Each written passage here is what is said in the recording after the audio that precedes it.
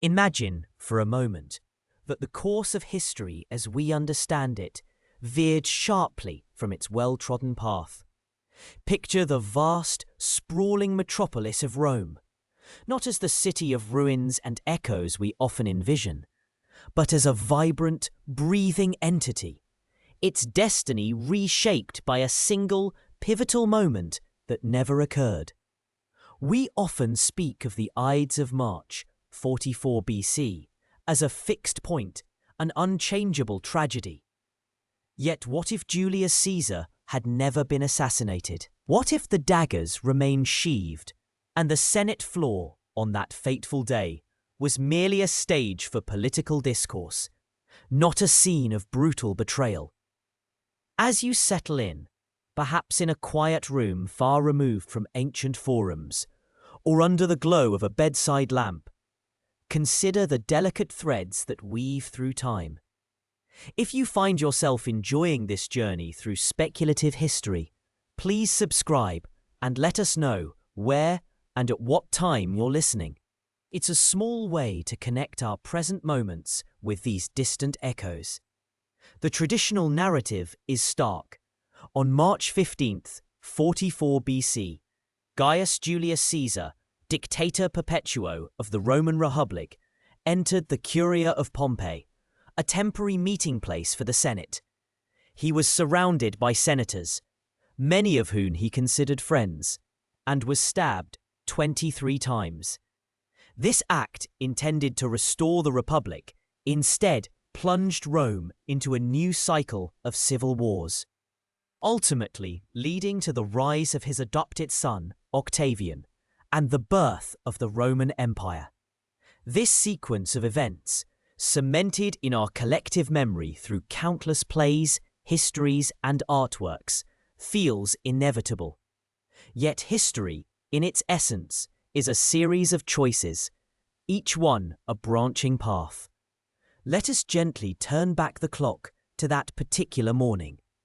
The air in Rome, even in mid-March, could be crisp, carrying the scent of wood smoke and the distant murmur of a city teeming with life. Caesar, a man of immense ambition and strategic brilliance, had recently consolidated an unprecedented level of power.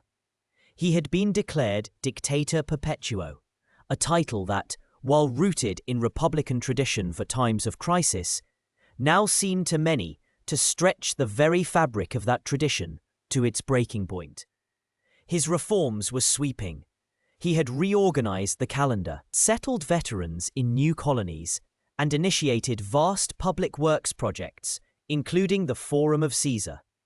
These actions, while beneficial to many, also fueled the fears of those who saw him as an aspiring monarch, a king in all but name. The conspirators, a diverse group including prominent senators like Brutus and Cassius, believed they were acting to save the Republic from tyranny. They saw Caesar's ambition as a disease and assassination as the only cure. Their motives, however, are a complex tapestry woven with threads of genuine republican idealism, personal grievances, and perhaps a touch of envy. Historians still debate the true depth of their conviction versus their self-interest. Some argue that Brutus, for instance, was genuinely torn between his personal loyalty to Caesar and his perceived duty to the Republic, a conflict famously dramatized by Shakespeare. Others suggest that the conspirators were primarily concerned with their own diminishing power and influence in a system increasingly centralized around Caesar. Imagine, then, the moment just before the traditional betrayal. Caesar, perhaps, is delayed by a dream recounted by his wife Calpurnia, or by an omen interpreted by a nervous augur. Perhaps a messenger, privy to the plot, reaches him in time. Or, more subtly, perhaps the conspirators themselves falter, their courage failing at the last moment, intimidated by Caesar's formidable presence, or swayed by a last-minute appeal to their loyalty. In this alternate reality, the daggers remain hidden beneath togas, and Caesar proceeds with his day, unaware of the precipice he has just skirted. The immediate aftermath of a non-assassination would be a fragile calm. The conspirator, their plot exposed or abandoned, would face a terrifying choice: flee, confess, or attempt to blend back into the political landscape, forever haunted by their unfulfilled intent. Caesar, a master politician and strategist, would undoubtedly sense the undercurrents of dissent, even if the specific plot remained unknown. His intelligence network was extensive, and whispers of discontent were always in the air. He might, in this scenario, choose to consolidate his power even further, perhaps with a renewed sense of vulnerability. Or he might, surprisingly, choose a path of reconciliation, seeking to mend the fractured republic through even more inclusive reforms. This is where the divergence truly begins. Without the assassination, the immediate catalyst for the Second Triumvirate, the alliance of Octavian, Mark Antony, and Lepidus, would be absent. The power vacuum that led to their rise would not exist. Caesar, still alive, would continue to steer the Roman ship. His long-term vision for Rome, which included further expansion, administrative reforms, and potentially even a codification of Roman law, could have been fully realized. He had plans for a massive library, for draining the Pontine marshes, and for a grand port at Ostia. These were not the dreams of a short-sighted tyrant, but of a leader with a profound, if autocratic, vision for the future of Rome. The Roman Republic, in its final centuries, had been a system perpetually on the brink of collapse, plagued by civil strife, ambitious generals, and the growing pains of an empire that had outgrown its political structures. Caesar believed he was the only one capable of bringing lasting peace and order. His methods were often ruthless, but his stated goal was stability. In this alternate timeline, he would have had the opportunity to implement his vision without the interruption of his murder. Consider the political landscape. Mark Antony, a loyal general and ally, would likely remain a powerful figure but subservient to Caesar. Octavian, a young man of only 18 at the time of the historical assassination, would still be a promising but relatively unknown figure, perhaps studying in Apollonia as he was in 44 BC. His destiny as Rome's first emperor not yet revealed. The intricate dance of power that defined the late Republic would continue. But with Caesar, the experienced and dominant partner, still leading, the very concept of dictator perpetuo would evolve differently. Would Caesar have eventually relinquished some of his powers, as he claimed he intended to do? Or would the title have become a permanent fixture, effectively transforming the Republic into a monarchy without the formal declaration of a king? This is a point of enduring debate among historians. Some argue that Caesar's every action pointed towards a permanent monarchical rule, citing his insistence on wearing the purple toga, traditionally associated with kings, and his placement of his own image on coins. Others contend that he genuinely sought to stabilize the Republic, and would have eventually found a way to institutionalize his reforms without completely dismantling its traditional forms. In this alternative reality, the Roman people, weary of decades of civil war, might have embraced Caesar's continued rule as a necessary evil, or even as a benevolent dictatorship. His popularity among the plebeians and the legions was immense. They saw him as a champion of the common people, a conqueror who brought wealth and glory to Rome. The senatorial class, however, would likely remain a source of simmering resentment, a constant undercurrent of opposition that Caesar would have to manage with skill and, perhaps, An iron fist. The absence of the Ides of March assassination would have ripple effects far beyond Rome itself. The provinces, which had often suffered under the rapacious rule of corrupt governors, might have experienced a more stable and equitable administration under Caesar's centralized see. Control. His plans for Romanization and infrastructure development in newly conquered territories could have proceeded unimpeded. The very idea of an empire might have taken a different form, perhaps a more gradual evolution rather than the abrupt, violent transition that followed the historical assassination. The literary and philosophical landscape would also shift.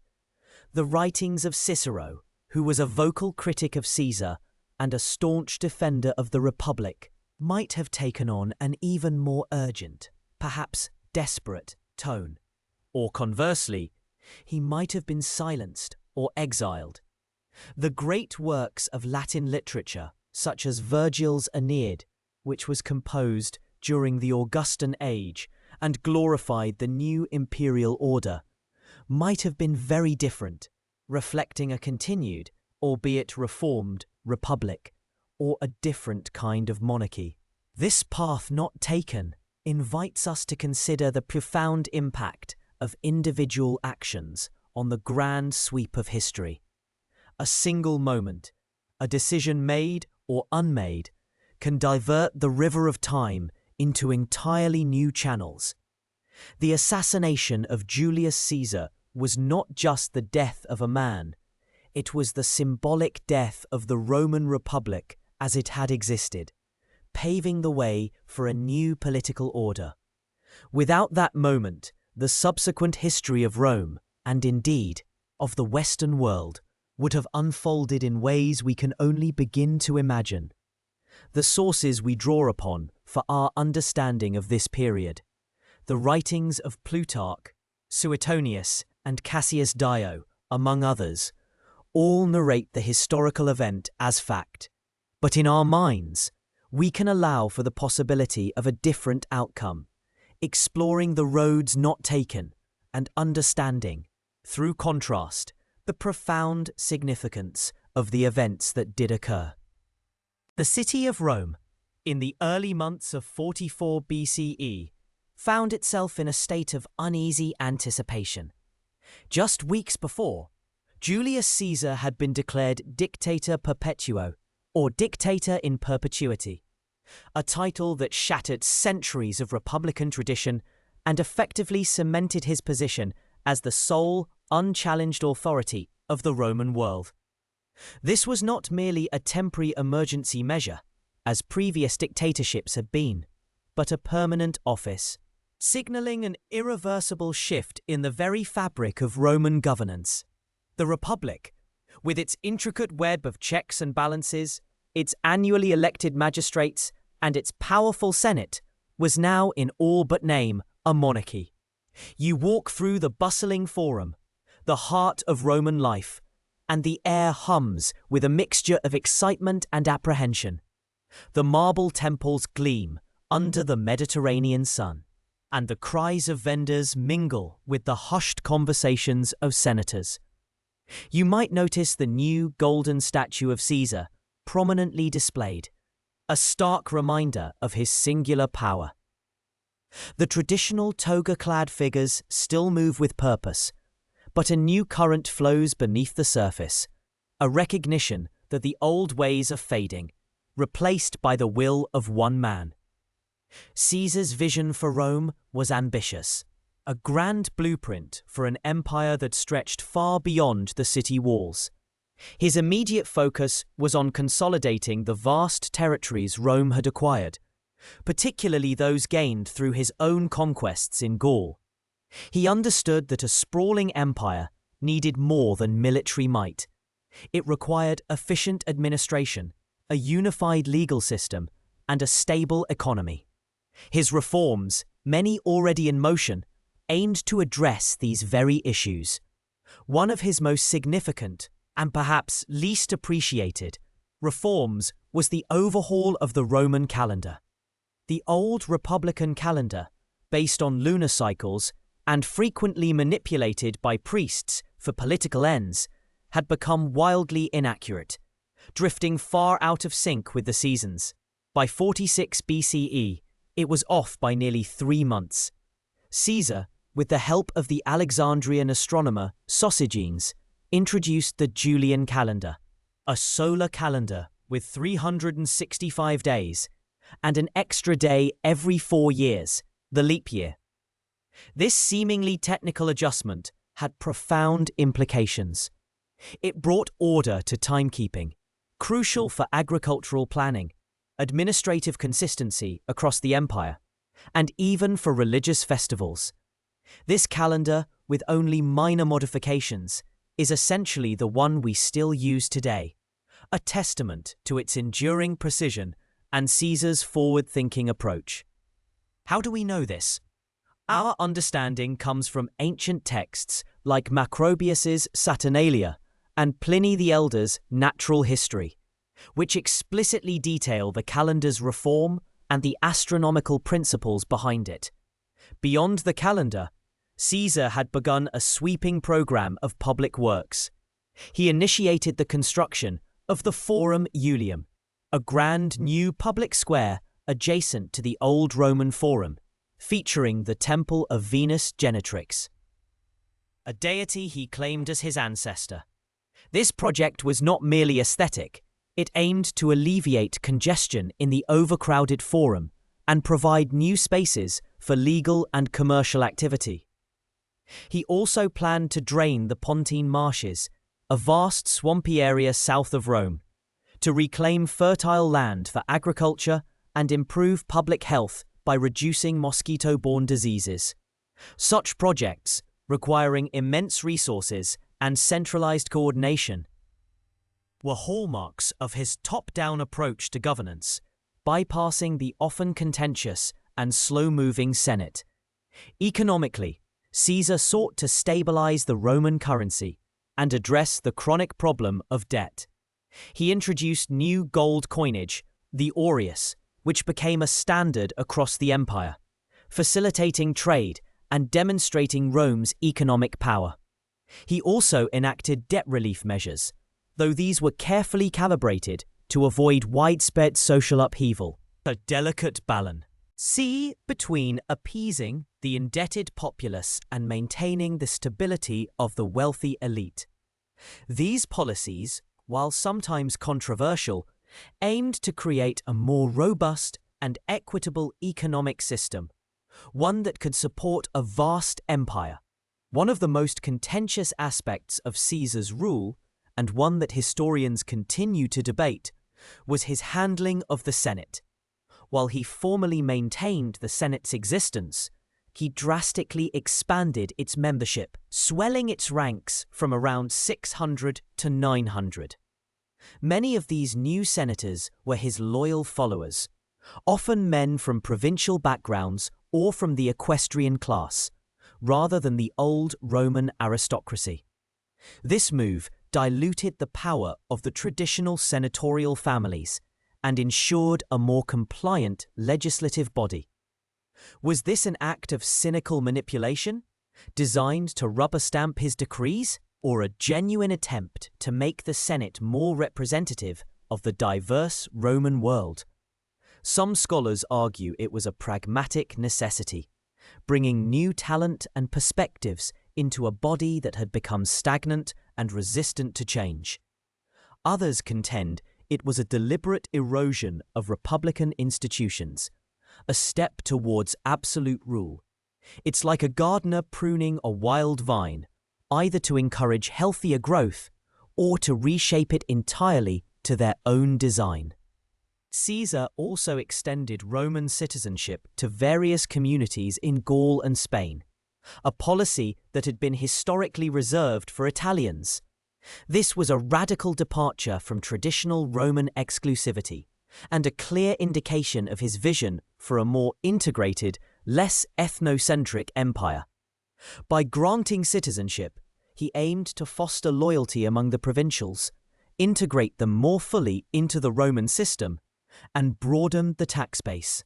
This wasn't merely a benevolent gesture, it was a strategic move to strengthen the empire from within, transforming conquered peoples into active participants rather than resentful subjects. His military reforms were equally significant. He had already demonstrated his unparalleled leadership in Gaul, transforming a professional army into an intensely loyal personal force. He planned to further standardize military training, equipment, and pay, ensuring a highly effective fighting machine capable of defending and expanding Rome's borders. He also had ambitious plans for future military campaigns, including a rumored expedition against the Parthian Empire, Rome's persistent rival in the east, and possibly even a campaign to avenge Crassus's defeat at Carrhae. Such ventures would not only secure Rome's frontiers, but also provide opportunities for further glory and wealth, solidifying his popularity with the legions and the populace. The very concept of a Roman emperor, as we understand it, was largely shaped by the precedents Caesar set, even in his unfinished reign. He accumulated an unprecedented number of offices and honors: consul, dictator, pontifex maximus, chief priest, and tribune for life, though without holding the actual office, granting him sacrosanctity. He was granted the title Pater Patriae, Father of the Country, a deeply symbolic honor. He even had his image placed on coins, a privilege previously reserved for gods and mythological figures. These actions, each seemingly small, collectively built an image of a leader who transcended mortal bounds, blurring the lines between man and deity. One could imagine the Rome that would have emerged under Caesar's continued rule. The city would have continued its transformation into a truly imperial capital, adorned with grand monuments reflecting Caesar's vision and power. The provinces, under a more centralized and efficient administration, would likely have experienced greater stability and economic integration. The legal system, already undergoing reforms, would have become more uniform, providing a consistent framework for justice across the vast empire. The Senate, while still existing, would have evolved into a consultative body, its primary role to advise and ratify the decisions of the supreme leader. There are differing views on whether Caesar truly intended to establish a hereditary monarchy. While he had no legitimate male heir at the time, he adopted his great-nephew Octavian in his will, a clear indication of his desire for a successor. Some historians argue that his every action pointed towards the establishment of a dynastic system, a Roman monarchy in all but name. Others suggest he was simply a pragmatist seeking the most effective way to govern a vast and complex empire, and that the traditional republican structures were simply no longer fit for purpose. They might point to his genuine efforts to address social ills like poverty and land redistribution as evidence of a benevolent, if autocratic, ruler. It is a question that remains open to interpretation, like trying to discern the full shape of a tree from its roots and trunk alone, without seeing its full canopy. The consolidation of power under Caesar would have profoundly altered the trajectory of Roman history. The civil wars that followed his assassination, which ultimately led to the rise of Augustus and the formal establishment of the Roman Empire, might never have occurred, or at least not in the same brutal fashion. Instead, Rome might have transitioned more smoothly, albeit autocratically, into an imperial system under Caesar's direct guidance. The transition would have been less violent, perhaps, but no less revolutionary in its dismantling of the old republic. The question of whether this would have been a better outcome is, of course, subjective. For many Romans, the republic, despite its flaws, represented freedom and self-governance. For others, particularly those in the provinces or the lower classes. The Republic had often meant instability, corruption, and exploitation. Caesar's rule, while autocratic, promised order, efficiency, and a degree of social justice.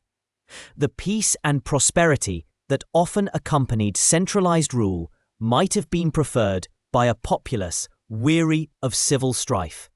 Caesar's plans for Rome were not just about power, but about creating a more unified and enduring state. He envisioned a Roman world where citizenship was more widely distributed, where laws were consistently applied, and where economic opportunities were available across the empire. He saw himself as the architect of this new order, a figure capable of imposing stability and progress through sheer force of will and intellect. His reforms were not piecemeal adjustments. They were part of a comprehensive strategy to transform Rome from a city-state with an empire into a truly imperial state, a cohesive entity governed by a single powerful hand. The scale of his ambition was breathtaking. He planned to codify Roman law, a monumental task that would have brought clarity and consistency to a legal system that had grown organically and often contradictorily over centuries. He also intended to establish public libraries in Rome, making knowledge more accessible, a reflection of his own intellectual curiosity and appreciation for learning. These were not the actions of a mere conqueror, but of a statesman with a profound vision for the future of Roman civilization. His approach to governance was characterized by a blend of ruthlessness and pragmatism. He was willing to break with tradition, to challenge established norms, and to alienate powerful factions if he believed it served the greater good of Rome as he defined it. His clemency towards his defeated enemies, a policy that often surprised and angered his more hardline supporters, was a calculated move to foster reconciliation and integrate former adversaries into his new order, rather than perpetuate cycles of vengeance. This was a man who understood the psychology of power, not just its exercise, but its maintenance. In this alternative timeline, without the Ides of March, Caesar would have continued to implement these reforms, shaping Rome in his own image. The Senate, gradually stripped of its meaningful power, would have become a ceremonial body, a vestige of a bygone era. The assemblies of the people, too, would have seen their influence wane, as decisions were increasingly made by the dictator and his appointed officials. The transition from republic to empire would have been less abrupt, less violent, perhaps even appearing as a natural evolution to some, a slow, deliberate tightening of the reins of power. The consequences of such a sustained rule would have rippled through every aspect of Roman society. The military, under Caesar's continued command, would have remained a formidable force, perhaps even more disciplined and loyal. The provinces, benefiting from centralized administration and improved infrastructure, might have flourished, their integration into the Roman world accelerating. The Roman identity itself might have broadened even further, encompassing a more diverse array of peoples united under the banner of Caesar. Yet there would have been a cost. The vibrant, if often chaotic, political discourse of the Republic, where senators openly debated and challenged policies, would have been stifled. The ideal of civic virtue, where citizens actively participated in their own governance, would have been gradually replaced by deference to the supreme leader. The spirit of liberty, so cherished by many Romans, would have been subtly, perhaps imperceptibly at first, eroded.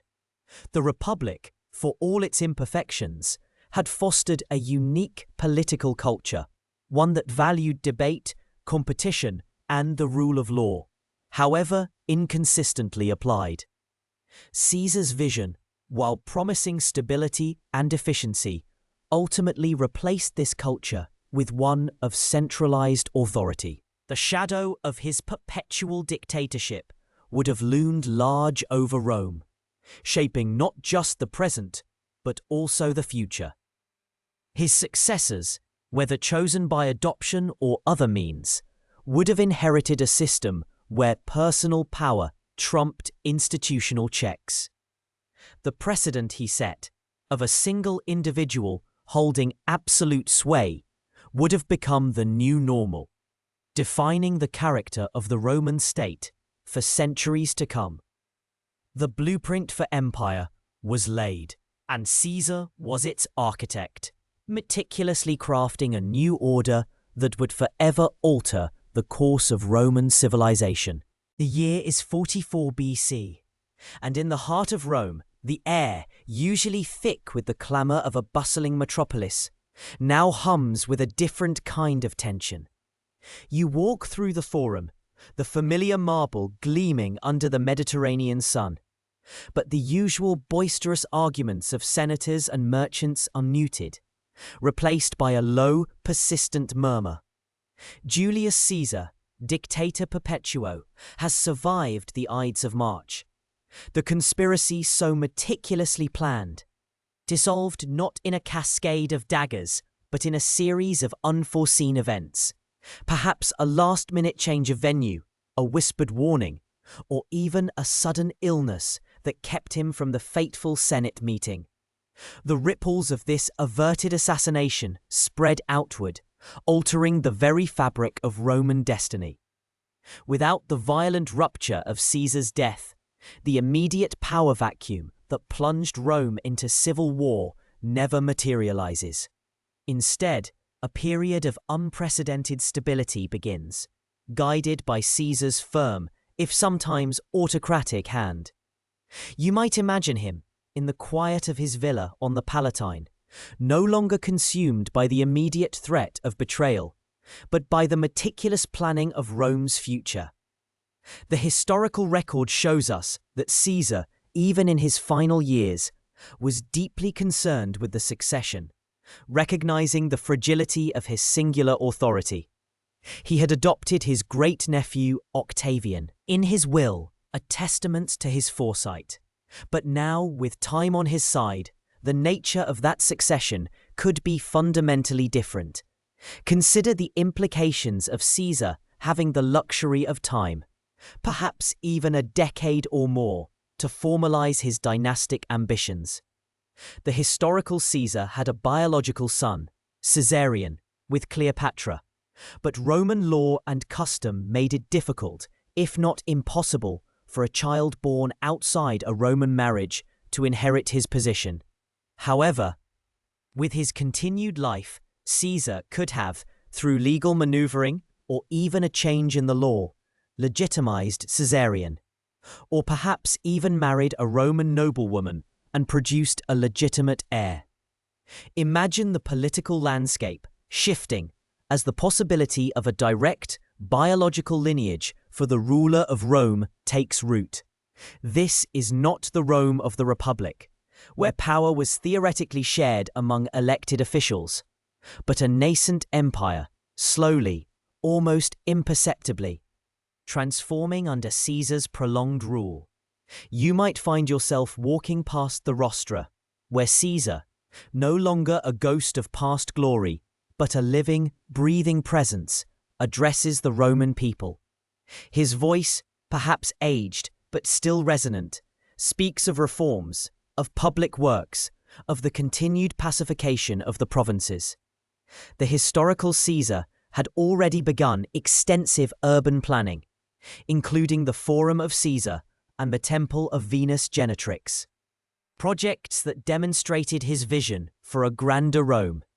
Now, with an extended reign, these projects would not only be completed, but expanded upon, transforming the city into a monument to his enduring legacy. The infrastructure of the empire, from roads to aqueducts, would see a renewed focus, not as a means to consolidate power after a civil war, but as a deliberate, long-term strategy for imperial prosperity.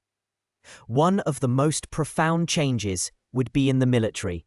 The legions, which had been so loyal to Caesar, would remain under his direct command for longer. The veterans, who historically received land grants and pensions after his death, would now be settled systematically, perhaps even integrated into new colonies established by Caesar himself. This would prevent the widespread discontent and instability that often followed the demobilization of large armies. The historical record tells us that Caesar was a master of military organization and veteran care. But his sudden death left many of these plans unfinished, contributing to the unrest that Octavian later had to quell. Without that abrupt end, Caesar could have meticulously overseen the transition of his loyal soldiers into civilian life, strengthening the social fabric of the empire. The question of legitimacy, which plagued Octavian for years, would be subtly reshaped. If Caesar had the time to publicly groom an heir, whether adopted or biological, the transition of power would likely be far smoother. You can almost see the young heir, perhaps a teenage Octavian or even a slightly older Caesarian, standing beside Caesar during public appearances, learning the intricacies of governance, absorbing the weight of imperial responsibility. This public apprenticeship would lend an air of inevitability to the succession, making it a natural evolution rather than a contested struggle. Historians often debate the extent to which Caesar genuinely intended to establish a hereditary monarchy versus simply consolidating his own power. In this altered timeline, with decades stretching before him, the distinction blurs, and the path toward a dynastic rule becomes clearer, less a matter of conjecture and more a deliberate policy. The Senate, historically a hotbed of Republican sentiment and aristocratic intrigue, would find its power further eroded, not through violent purges, but through a gradual, systemic shift. Caesar, a pragmatic politician, understood the importance of maintaining the appearance of republican institutions, even as he hollowed out their real authority. With time, he could have continued to pack the Senate with his loyalists, diminished its legislative powers through precedent, and shifted more decision-making to his personal council. You might observe the senators, once fiery and independent, now more subdued, their debates less about policy and more about affirming Caesar's decrees. The slow, almost imperceptible creep of autocracy would be far more insidious than a sudden coup, as the Romans, accustomed to Caesar's continued leadership, would gradually accept the new reality. How do we know the extent of Caesar's plans and intentions? Our understanding comes from a careful analysis of contemporary writings, Cicero's letters, the histories of Livy and Cassius Dio, and Caesar's own commentaries. These sources, though often biased, provide glimpses into the political climate, the public discourse, and the private anxieties of the Roman elite. For instance, Cicero's correspondence reveals the deep unease among many senators regarding Caesar's growing power and his apparent disregard for traditional republican norms. Without the assassination, these anxieties might have festered or been gradually suppressed, but the underlying sentiment of a republic in decline would still be palpable. Consider the vast territories of the Roman Empire, stretching from Hispania to Asia Minor. Without the civil wars that followed Caesar's death, these provinces would experience a prolonged period of peace and stability. The historical Caesar had a grand vision for the empire, including plans for a canal through the Isthmus of Corinth and a comprehensive codification of Roman law. These ambitious projects, historically delayed or abandoned due to the subsequent turmoil, could now be realized. You might imagine Roman engineers, unburdened by constant conflict, meticulously planning these colossal undertakings, their efforts transforming the landscape and connecting distant regions more effectively. The economic benefits of such stability would be immense, leading to increased trade, greater prosperity in the provinces, and a more unified imperial identity. The cultural impact, too, would be profound. Without the constant threat of civil war, Rome's intellectual and artistic life could flourish. Poets and philosophers, instead of lamenting the state of the Republic or praising victorious generals, might turn their attention to celebrating the new era of peace and prosperity under Caesar's long reign. The historical period following Caesar's death, the Augustan Age, was a golden age of Latin literature, partly because Augustus consciously fostered it. Could imagine if Caesar himself, a renowned orator and writer, had the time to cultivate such an environment directly.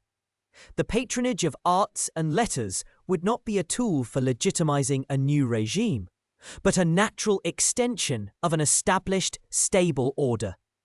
The question of Caesar's own temperament is crucial here. He was a man of immense ambition, but also a pragmatist. Would a prolonged reign temper his more autocratic tendencies, or would it solidify them? Some historians argue that Caesar, given time, might have gradually transitioned Rome into a more formalized monarchy, believing it to be the only way to ensure lasting peace after decades of civil strife. Others suggest that his republican upbringing would have prevented him from fully embracing the title of king, even if he wielded kingly power. In this alternate timeline, the slow, deliberate pace of change would allow for a more nuanced evolution of governance, perhaps even a new form of imperial rule that blended republican traditions with monarchical authority. The term princeps, later adopted by Augustus, meaning first citizen, might have been coined by Caesar himself, a subtle rebranding of supreme power. The impact on key figures of the historical narrative would be equally significant. Mark Antony, historically a rival to Octavian and a key player in the civil wars, would remain a loyal general and perhaps even a trusted advisor to Caesar. His formidable military talents would be directed towards securing the empire's borders rather than battling for its heart. Cleopatra, too, would find her fate altered. Her relationship with Caesar, historically cut short, could deepen, and her son, Caesarion, might grow up not as a pawn in a power struggle, but as a recognized, albeit perhaps secondary, member of the imperial family. You might envision her not as a tragic queen, but as a powerful ally, her Egyptian wealth and influence contributing to the stability of the Roman East under Caesar's continued rule. The absence of the civil wars would also mean the preservation of countless lives and resources. The historical conflicts that followed Caesar's death, Philippi, Actium, were devastating, draining Rome of its best men and its treasury. Without these wars, the empire's coffers would be fuller, its population larger, and its military strength undiminished. This conserved strength could then be directed outwards, perhaps towards further expansion into Germania or Parthia, or more likely, towards solidifying the existing borders and integrating the provinces more deeply into the Roman system. The historical record, derived from archaeological evidence such as coin hoards and settlement patterns, often shows periods of decline or stagnation during times of civil unrest. In this stable timeline, those indicators would likely point to continuous growth and prosperity. The notion of a dictator perpetuo itself is fascinating. In historical Rome, a dictator was a temporary office, appointed in times of crisis, with a limited term. Caesar's perpetual dictatorship was a radical departure, signaling his intent to hold power indefinitely. With his continued life, this office would become the de facto standard, setting a precedent for future rulers. The transition from republic to empire would be less a violent overthrow and more a gradual, almost imperceptible transformation, like a slow-moving river carving a new path through the landscape. The Romans, accustomed to Caesar's singular authority, would find it increasingly difficult to imagine a return to the old ways. Much like a person who has grown used to the comfort of a warm hearth finds it hard to recall the biting cold of winter. The question of who would succeed Caesar, even with time to plan, remains complex. If he had a biological son, the path would be clearer, though not without potential challenges from ambitious senators or generals. If he continued to rely on adoption, as he did with Octavian, the chosen H. Speaking now, just emphasizing the complex questions, of which you will be asked again. Heir would still need to prove his worth and secure the loyalty of the legions. However, the crucial difference is that the heir would be groomed under Caesar's direct tutelage, inheriting not just a name, but a fully functioning, stable empire, rather than a fractured state teetering on the brink of civil war. The transition would be a carefully orchestrated handover, not a desperate scramble for power. You might reflect on the subtle ways history is shaped, not just by grand battles and dramatic assassinations, but by the quiet decisions made in private chambers, by the longevity of a single life. The absence of Caesar's assassination would not simply delay the inevitable rise of an emperor. It would fundamentally alter the trajectory of that rise, making it a more deliberate, less violent, and perhaps even more legitimate process. The Roman Empire, when it finally emerged, would be a different entity, forged in stability rather than in the crucible of civil war, its foundations laid by the very man who, in our history, became its first martyr. The echoes of his long reign would resonate through centuries, shaping laws, institutions, and the very concept of imperial rule for generations to come. The sun, a familiar golden orb, rose over Rome in the year 43 BCE, but it illuminated a city transformed, no longer shackled by the anxieties of civil war.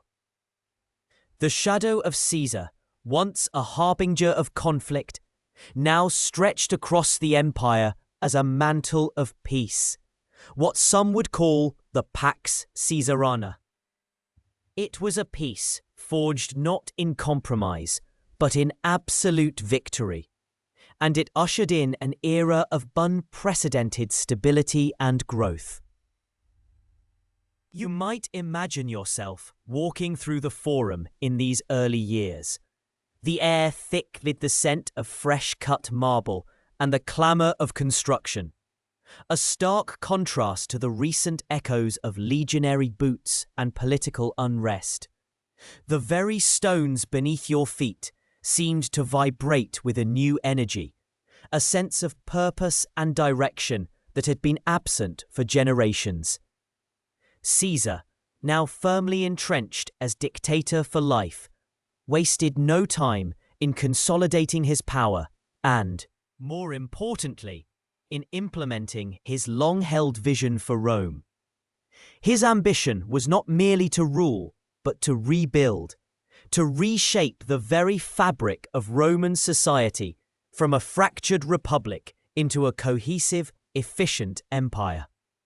One of his most ambitious undertakings was a sweeping program of infrastructure development. Throughout Italy and the provinces, new roads began to crisscross the landscape like vital arteries, connecting distant towns and facilitating trade and communication. These weren't just dirt tracks. They were meticulously engineered Roman roads, built to last, often paved with stone, and designed with drainage systems that spoke to a deep understanding of practical engineering. You could picture a merchant, laden with goods from Gaul, now making the journey to Rome in a fraction of the time. The smooth, reliable surface, a testament to Caesar's foresight. Beyond roads, Caesar initiated extensive public works within Rome itself. The Forum of Caesar, a grand new civic space adjacent to the old Roman Forum, was a monumental project. It included a magnificent temple dedicated to Venus Genitrix, Caesar's divine ancestor, and a new curia or senate house. These structures were not just aesthetically pleasing. They were symbols of a new order, designed to impress and to serve the practical needs of a burgeoning administration. The city, which had grown somewhat organically and haphazardly over centuries, was now being systematically planned, with new aqueducts ensuring a steady supply of fresh water, and public buildings rising with a sense of deliberate grandeur. How do we know about these specific projects? Much of our understanding comes from contemporary writers like Suetonius and Plutarch, who, despite their biases, meticulously catalogued Caesar's building efforts, often with detailed descriptions of their scale and purpose. Archaeological excavations in Rome have further confirmed these accounts, unearthing the foundations and remnants of these very structures, allowing us to piece together the physical manifestation of Caesar's vision. The economic impact of these projects was profound. They provided employment for thousands, from skilled artisans to common laborers, stimulating the economy and channeling the energies of a restless populace into productive endeavors. But Caesar's reforms extended far beyond bricks and mortar. He understood that a stable empire required a robust and equitable legal framework. His legal reforms aimed to streamline the complex and often contradictory body of Roman law, making it more accessible and consistent across the vast territories under Roman control. He appointed commissions to codify existing laws and introduced new legislation to address issues such as debt relief and the regulation of grain distribution, which had historically been sources of social unrest. These measures were not always universally popular, particularly among the wealthy who benefited from the old system, but they were designed to create a greater sense of fairness and to reduce the potential for social upheaval. One of the most significant aspects of Caesar's rule was his approach to the integration of conquered territories. Unlike previous Roman conquerors, who often treated newly acquired lands as mere sources of plunder and slaves, Caesar adopted a more inclusive strategy. He extended Roman citizenship to many inhabitants of the provinces, particularly in Gaul and Spain, a move that was revolutionary for its time. This was not an act of pure altruism, but a calculated political maneuver. By offering citizenship, Caesar fostered loyalty to Rome and integrated these populations into the imperial system, transforming potential adversaries into stakeholders. You might imagine a Gallic chieftain, once a fierce opponent, now proudly displaying his Roman citizenship, his sons perhaps even serving in the Roman legions, a testament to the transformative power of this policy. This policy also had a practical benefit. It expanded the tax base and provided a larger pool of recruits for the Roman army, further strengthening the empire's military might. However, historians often debate the true motivations behind Caesar's expansive citizenship grants. Was it a genuine belief in the universal applicability of Roman identity, or a pragmatic strategy to dilute the power of the old Roman aristocracy by introducing new political players loyal to him? Some argue that Caesar, having spent years campaigning in Gaul, developed a genuine appreciation for the diverse cultures he encountered and saw the potential in integrating them. Others suggest it was a cynical ploy to create a personal power base, a new class of citizens beholden to him rather than to the traditional Roman elite. Both interpretations hold a kernel of truth, for Caesar was a man of immense pragmatism, yet also possessed a vision that transcended the narrow confines of Roman traditionalism. It is likely a blend of both, a recognition that the old ways were no longer sufficient for an empire of Rome's scale, coupled with a shrewd understanding of how to leverage such changes for personal and political gain. Caesar's administrative reforms were equally far-reaching. He reorganized the provincial governments, reducing the opportunities for corruption and ensuring a more efficient collection of taxes. He also reformed the Roman calendar, introducing the Julian calendar, which, with minor modifications, remains the basis of our calendar today. This was not just a technical adjustment. It was a symbol of Rome's intellectual prowess and its ability to impose order on the natural world.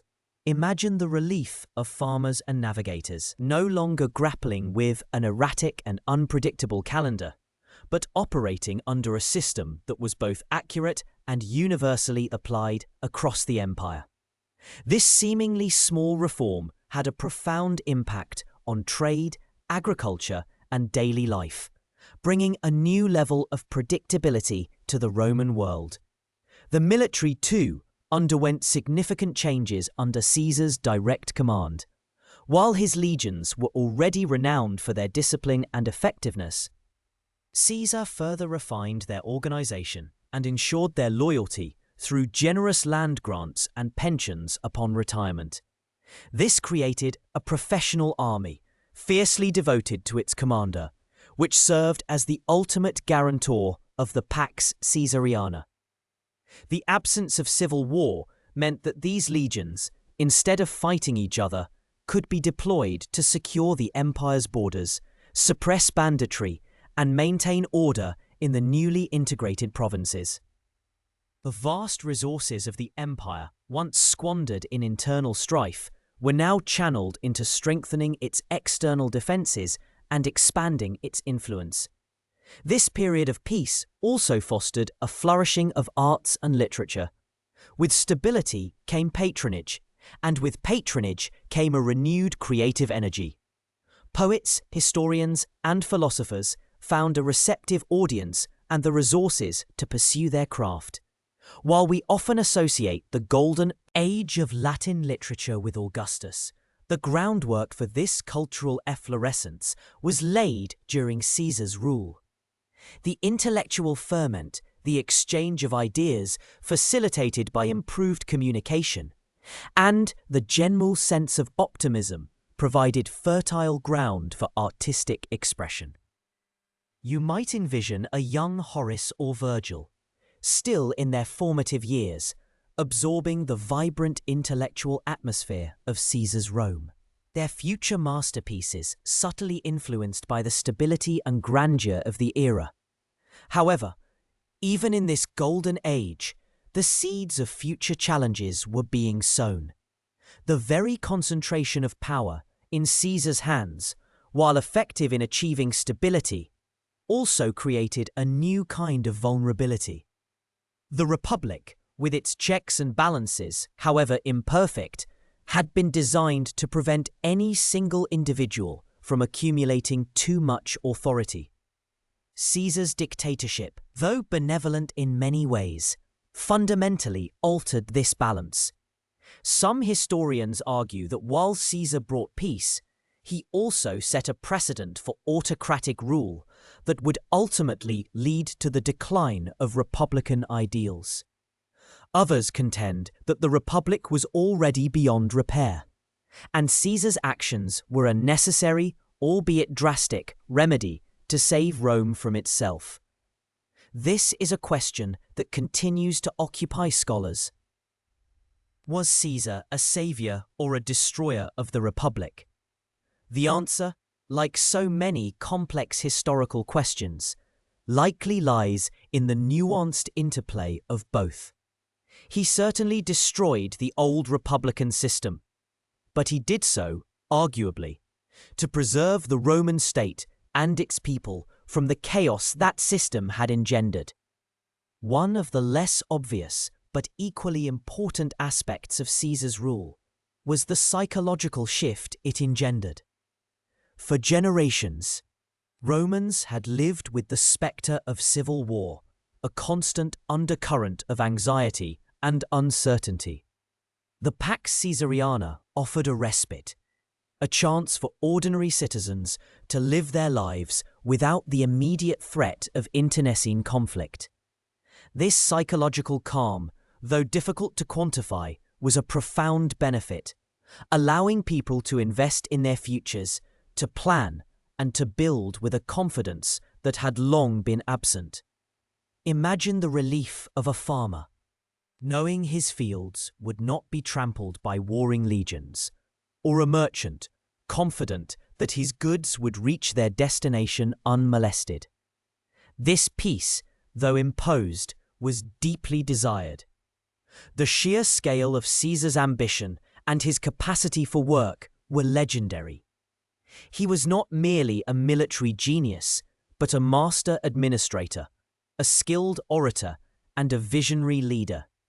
He oversaw the draining of the Pontine marshes to create arable land, planned a massive canal to connect the Tiber and the sea, and even considered diverting the course of the Tiber itself to prevent flooding. These projects, some completed, others left as grand designs, speak to a mind that thought on an imperial scale, always seeking to improve, to optimize, to expand the capabilities of Rome. The empire under his guidance was not static. It was a dynamic entity, constantly evolving and growing, much like a carefully tended garden, flourishing under the watchful eye of its master. Yet, even with all these achievements, the question of Caesar's ultimate intentions remains a subject of intense historical debate. Was his dictatorship a temporary measure, a means to an end, or did he envision a permanent monarchical rule for himself and his successors? His adoption of Octavian, his great-nephew, as his heir suggests a dynastic ambition, a desire to establish a lasting legacy beyond his own lifetime. However, his public pronouncements often emphasized his role as a restorer of order, a healer of the Republic, rather than a king. The truth is probably that Caesar himself was still navigating this unprecedented territory. He was charting a course for Rome that had no historical precedent, and his actions, while decisive, were likely a blend of strategy, planning, and adaptive response to the unfolding realities of his absolute power. The impact of the Pax Caesariana was not confined to Rome or Italy. Throughout the provinces, the benefits of stability and Roman administration were felt. While Roman rule could still be harsh, it often brought a degree of law and order that had been absent in many regions.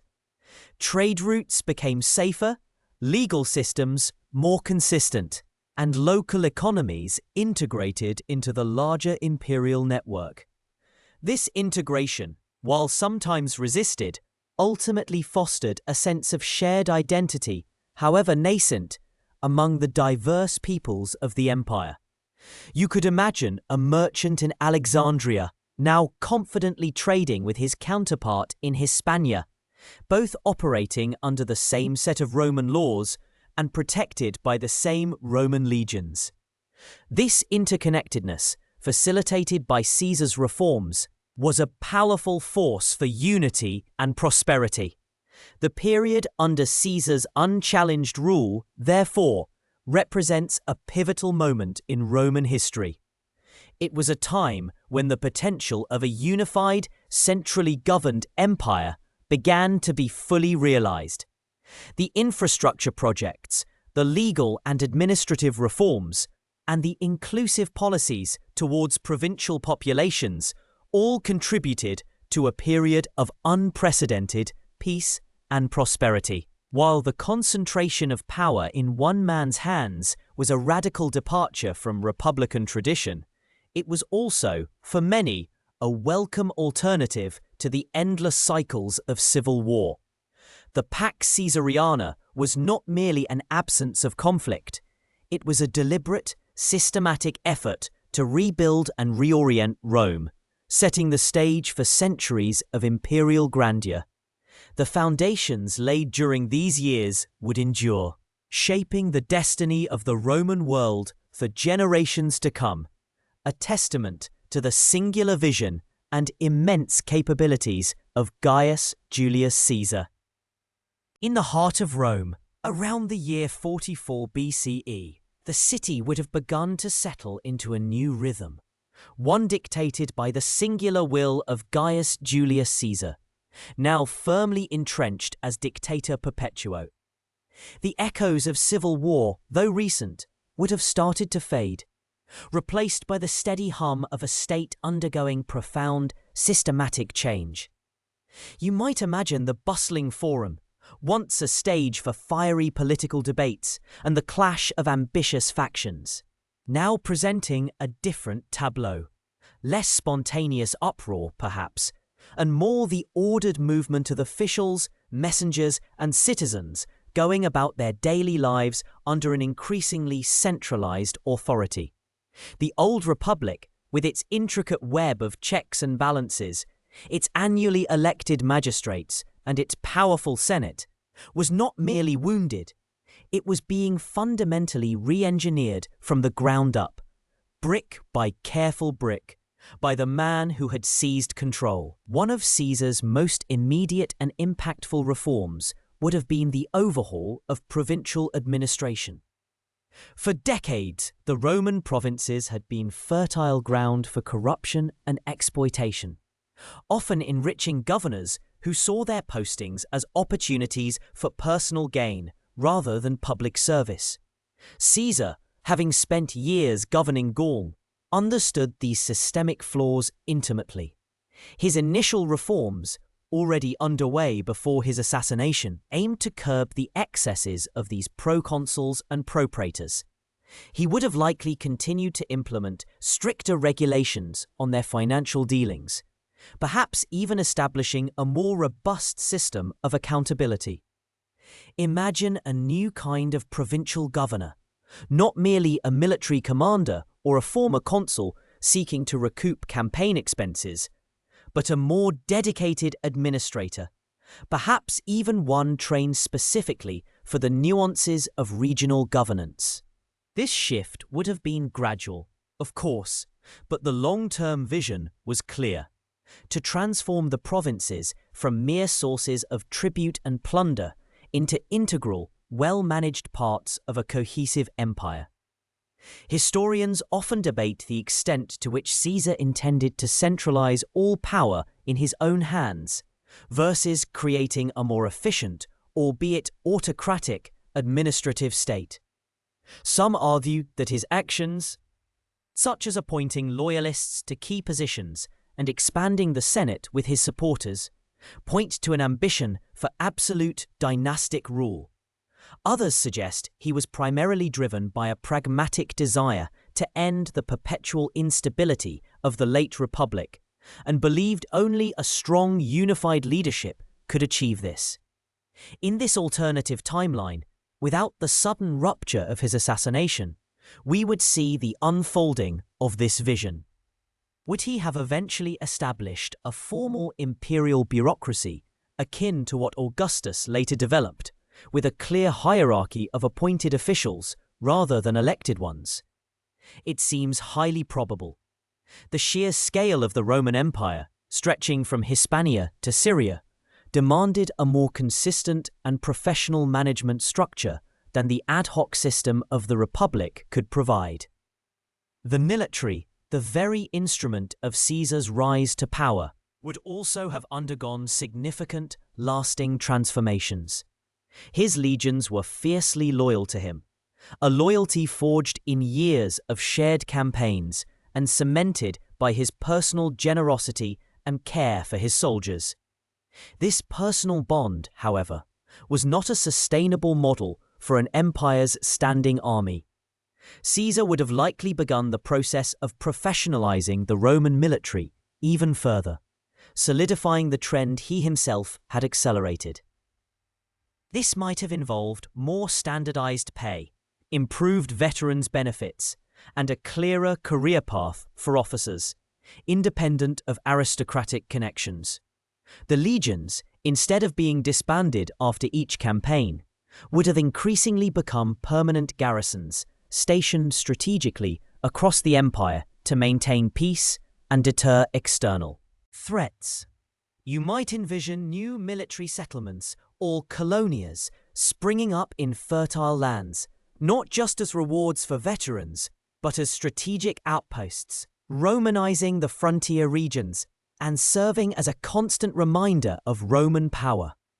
The relationship with client kingdoms and allied states would also have been redefined.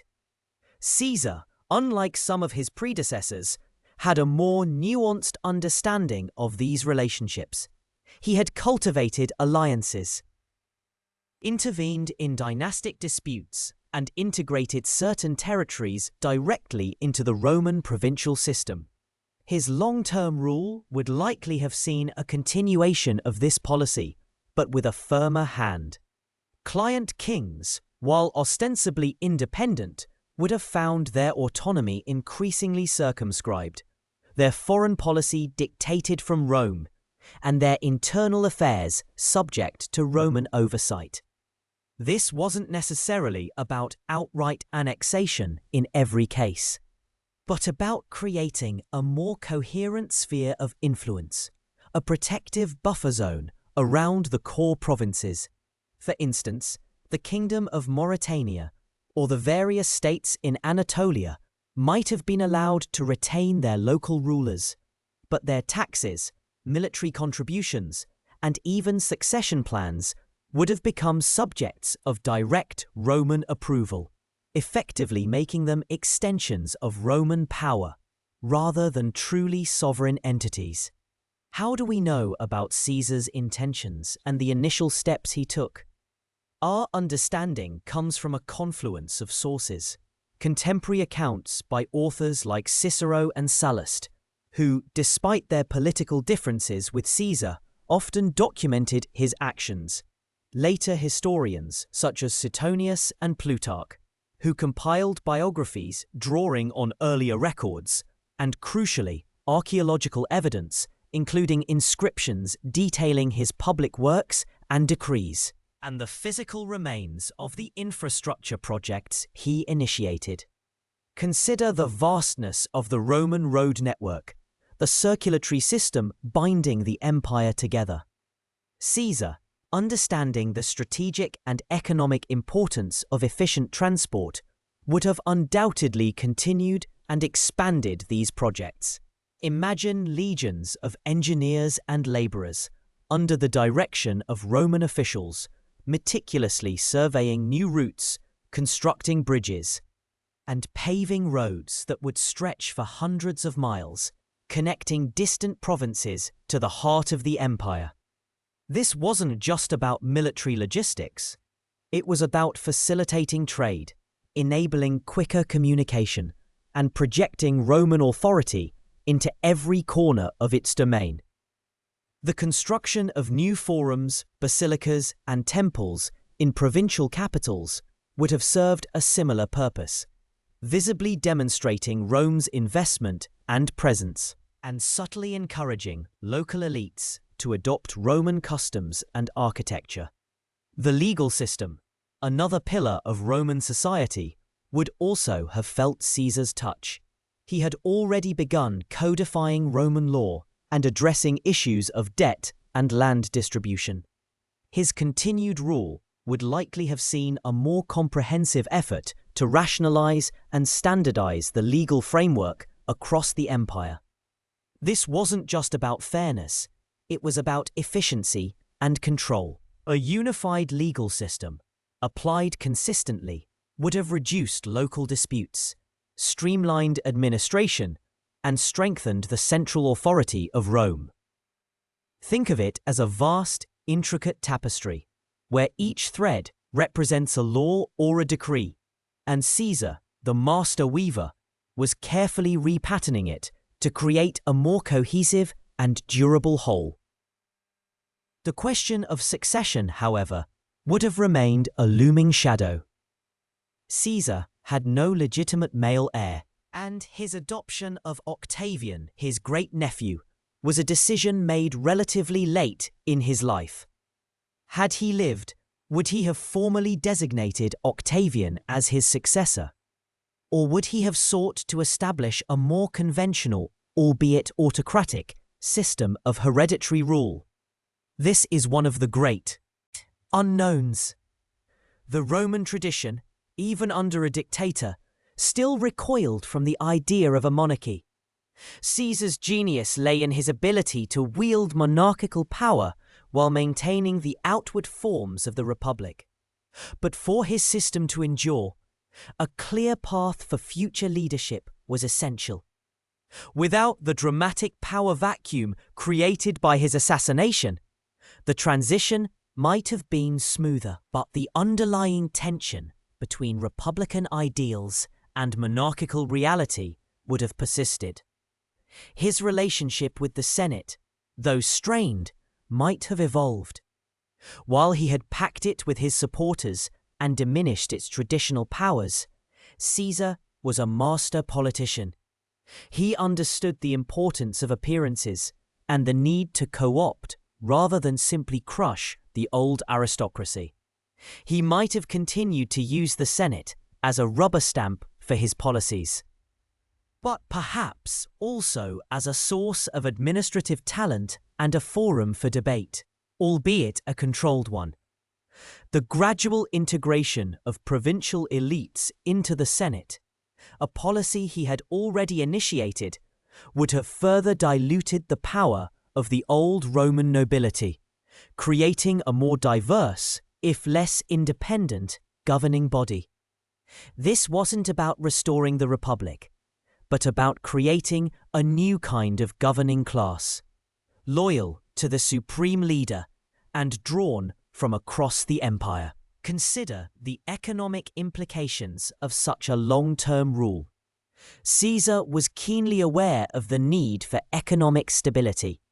His land reforms, aimed at settling veterans and providing land for the urban poor, would have continued, potentially reducing social unrest. He also took steps to regulate the grain supply, a perennial concern for Rome's massive population. A stable, centralized government under Caesar would have likely fostered greater economic integration across the empire, facilitating trade and perhaps even leading to a more standardized currency. Imagine a vast economic zone stretching across the Mediterranean, where goods and services flowed more freely, protected by Roman law and infrastructure, and regulated by a central authority. This would have been a boon for merchants and entrepreneurs, but also a source of greater tax revenue for the imperial treasury. The cultural impact would have been equally profound. Caesar was a man of immense intellect and a patron of the arts and sciences. His calendar reform, a testament to his practical genius, would have been just one example of his commitment to order and progress. Under his continued rule, Rome might have seen an accelerated embrace of Hellenistic culture, blending it with traditional Roman values. The construction of libraries, the patronage of scholars and artists, and the promotion of education would have likely continued, cementing Rome's position not just as a military power, but as a cultural and intellectual center. You might envision a Rome where public works were not just about utility, but about grandeur and beauty, inspiring awe and loyalty among its diverse populace. The expansion of Roman citizenship, a policy Caesar had already begun, would have been another key feature of his long reign. By granting citizenship to communities in Gaul and Hispania, he was not just rewarding loyalty, but also integrating these populations more fully into the Roman state. This was a pragmatic move, expanding the tax base and providing new recruits for the legions, but it also had a profound social and cultural impact. It blurred the lines between conqueror and conquered, fostering a sense of shared identity, however nascent, across the vast empire. This policy, if continued, would have slowly but surely transformed the Roman state from a city-state ruling an empire into a truly imperial entity, where Roman identity was less about birth in Rome and more about adherence to Roman law and culture. The long-term effects of Caesar's undisputed rule would have been a more centralized, professionalized, and arguably more stable Roman state. A chaotic, faction-ridden republic would have been definitively replaced by an imperial system, perhaps not yet an empire in name, but certainly in structure and function. The transition from republic to empire, which in our timeline was a bloody and protracted affair, might have been a more gradual, deliberate evolution under Caesar's steady hand.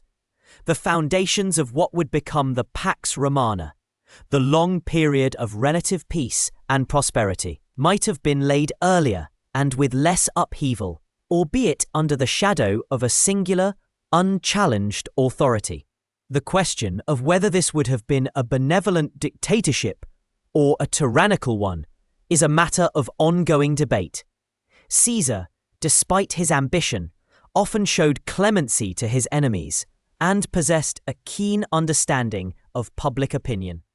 His reforms, while consolidating his power, also aimed at addressing real societal problems. However, the concentration of so much power in one individual, without the traditional republican checks, always carries the risk of abuse. In this alternative history, we would have seen the full spectrum of his leadership unfold, the benefits of his administrative genius alongside the potential pitfalls of unchecked authority. The Roman world under Caesar's extended reign would have been a different place, more ordered, more unified, but perhaps also less free, a testament to the profound impact one individual can have on the course of history. The Roman world, around 44 BCE, teetered on the precipice of an unimaginable future, a future that hinged entirely on the life of one man, Gaius Julius Caesar.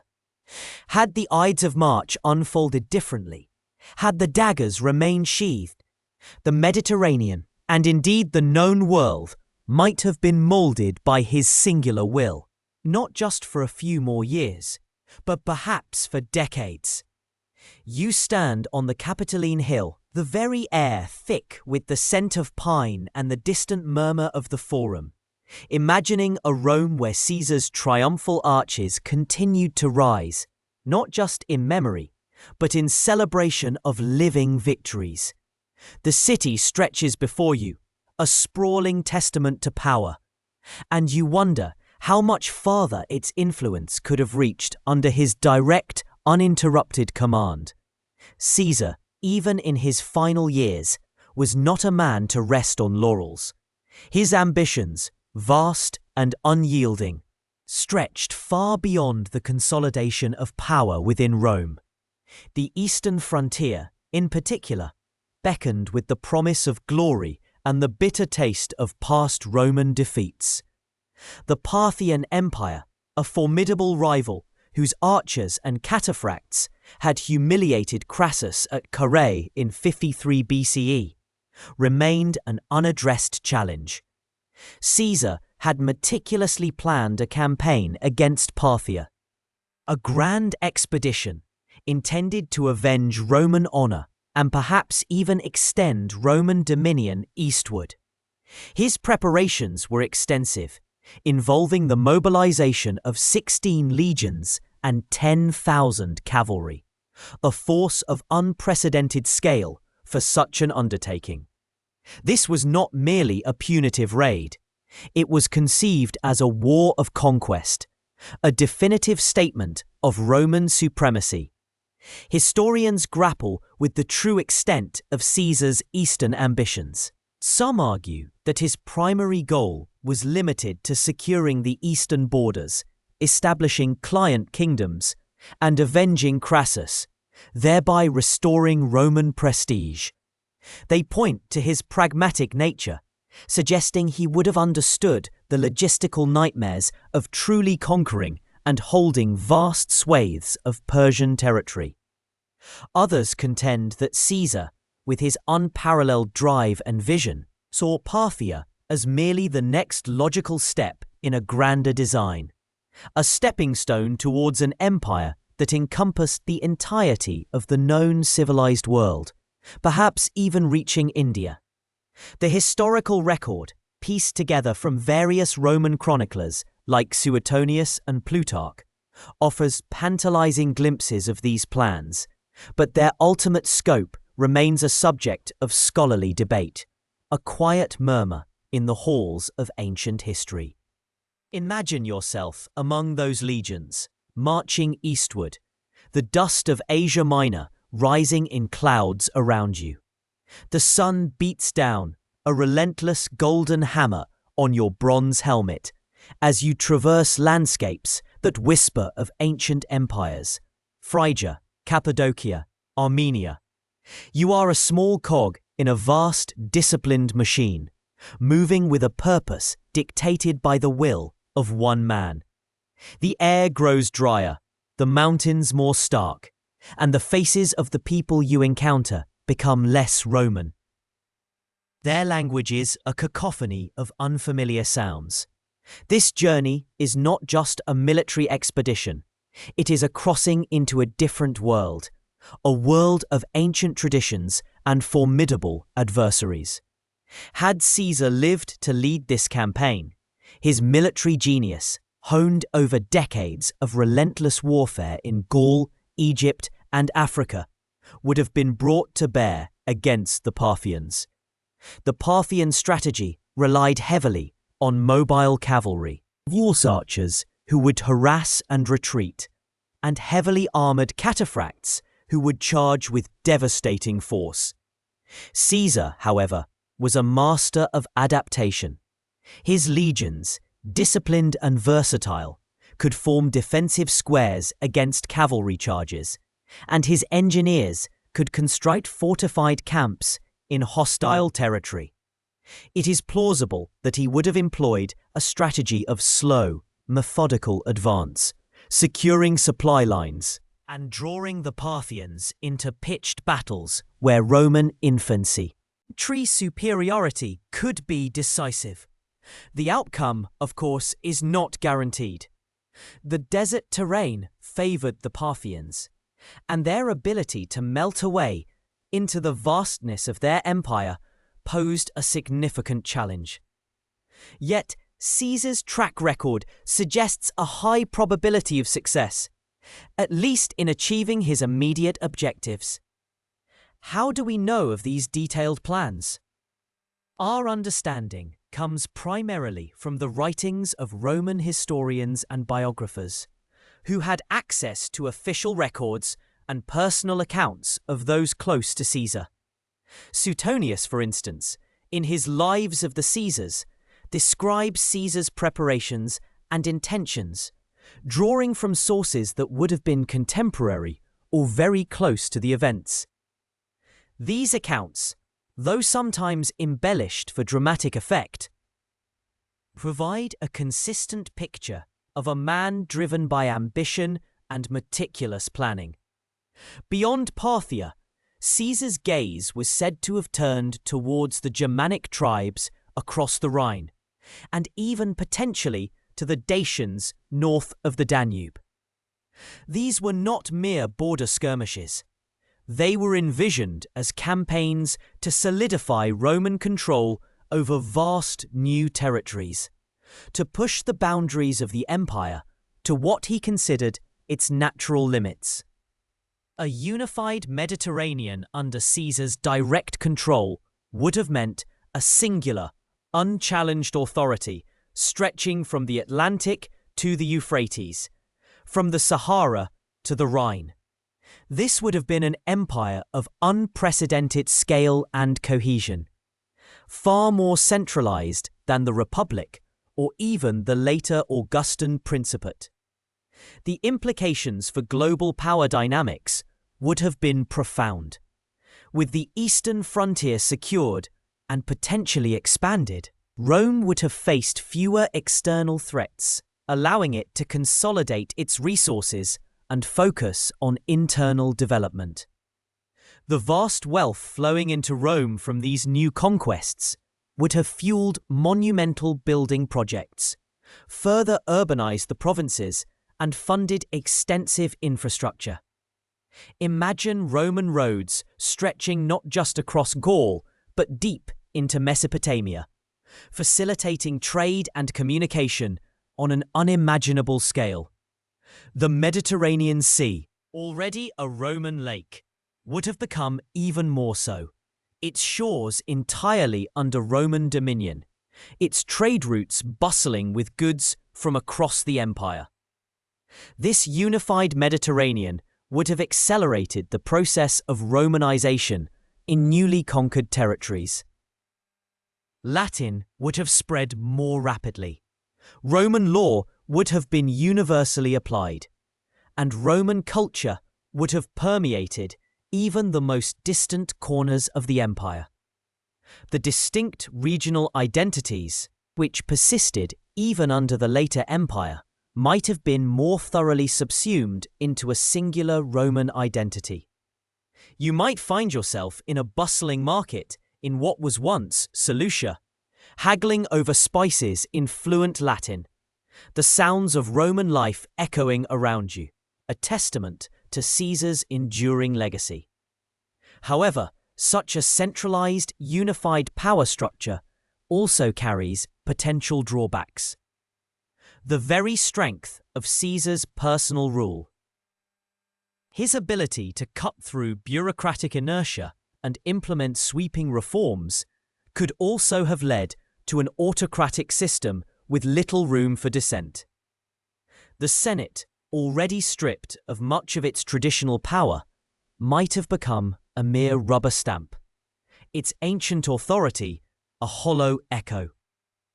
The republican ideals, however tattered, would have been definitively extinguished, replaced by a de facto monarchy, even if Caesar himself never adopted the title of king. The question of succession, which plagued the later Roman Empire, would have presented itself much earlier.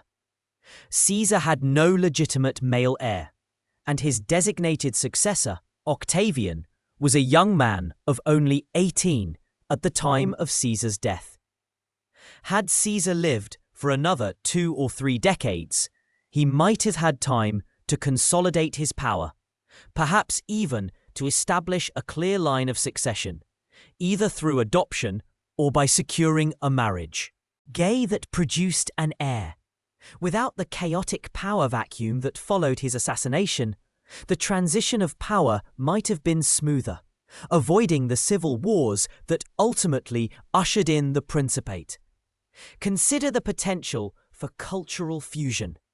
With Roman legions and administrators firmly established in the East, there would have been an even greater exchange of ideas, technologies, and artistic styles. Roman architecture might have incorporated more elements of Parthian and Persian design, and Roman philosophy might have been enriched by Eastern mystical traditions.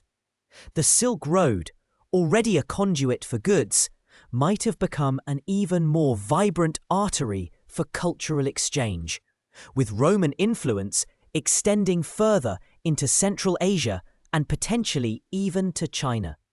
Yet this vast, unified empire might also have been more brittle. The sheer scale of administering such a dominion, the challenges of maintaining control over diverse populations with distinct languages and customs, would have been immense. Rebellions, though perhaps less frequent under Caesar's iron fist, could have been more devastating if they did erupt, requiring massive military responses. The very centralization of power, while efficient in the short term, could have created a system that was overly reliant on the genius and leadership of a single individual. What happens when that individual is no longer there? The stability of the empire would have been tied directly to the quality of its ruler, a vulnerability that plagued the later Roman Empire for centuries. The absence of Caesar's assassination would have fundamentally altered the trajectory of many key figures in Roman history. Mark Antony, rather than becoming a rival to Octavian, might have remained a loyal general, leading legions in Caesar's eastern campaigns. Brutus and Cassius, the conspirators, would have either faded into obscurity, their republican ideals crushed, or perhaps even been co-opted into Caesar's administration, their opposition neutralized. Octavian, without the need to avenge his adoptive father and consolidate power through civil war, might have had a very different path. Perhaps as a trusted administrator or a military commander, but not as the architect of the Augustan Principate. The very foundations of the Roman Empire, as we know it, would have been laid differently, perhaps more abruptly, more directly by Caesar himself. The question of Caesar's ultimate political structure is another point of contention. Would he have maintained the facade of the Republic, albeit with himself as princeps or dictator perpetuo? Or would he have openly embraced a monarchical title? His actions leading up to his death, his acceptance of the dictatorship for life, his wearing of triumphal regalia, his placement of his own statue among those of the kings, suggested a move towards overt monarchy. Had he lived, this transition might have been completed, establishing a clear precedent for imperial rule much earlier than Augustus. The Roman people, accustomed to republican ideals, however imperfectly practiced, might have struggled with this overt shift, potentially leading to widespread discontent, even if suppressed by Caesar's formidable military power.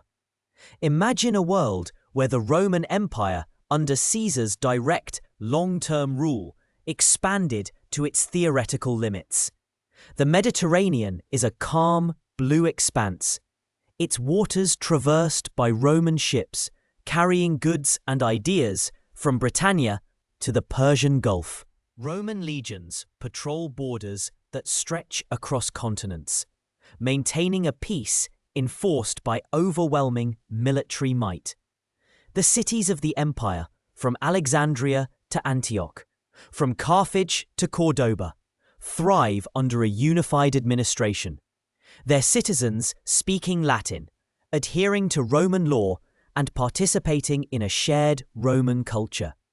This is a vision of a truly unified Mediterranean, a single political and economic entity, its fate inextricably linked to the will of one extraordinary man.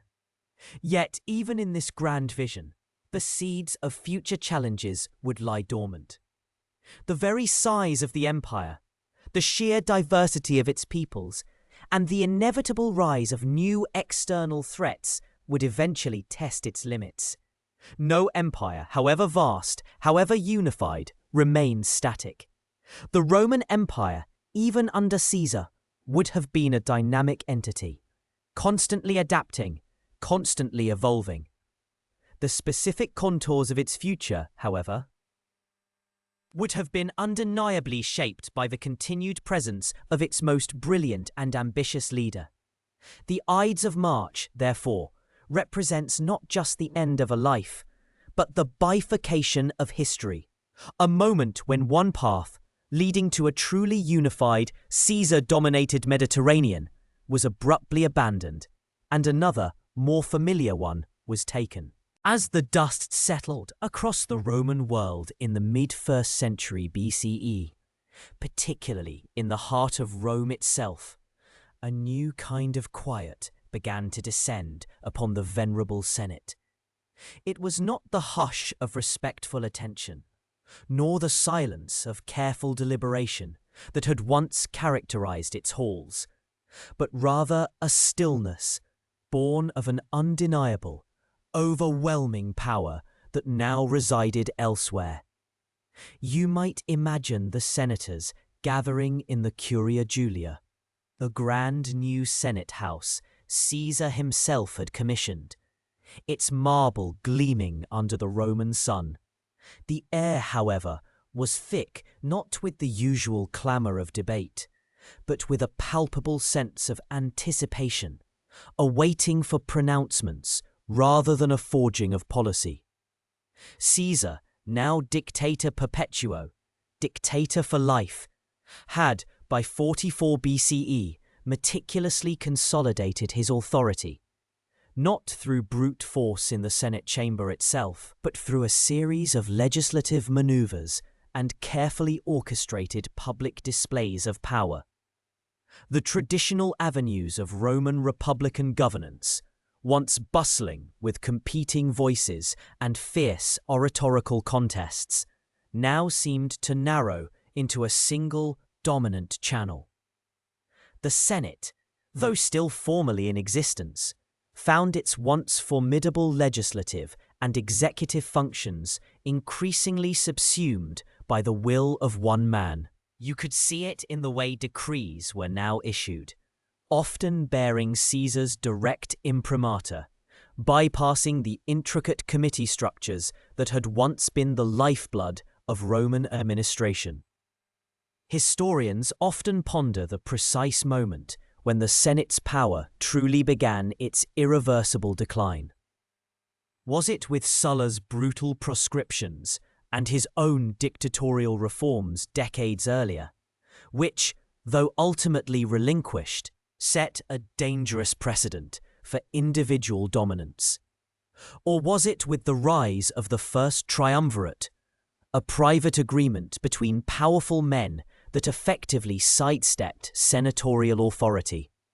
The consensus, however, leans towards Caesar's perpetual dictatorship as the definitive turning point. Unlike Sulla, who, after reshaping the Republic, voluntarily retired, Caesar showed no such inclination.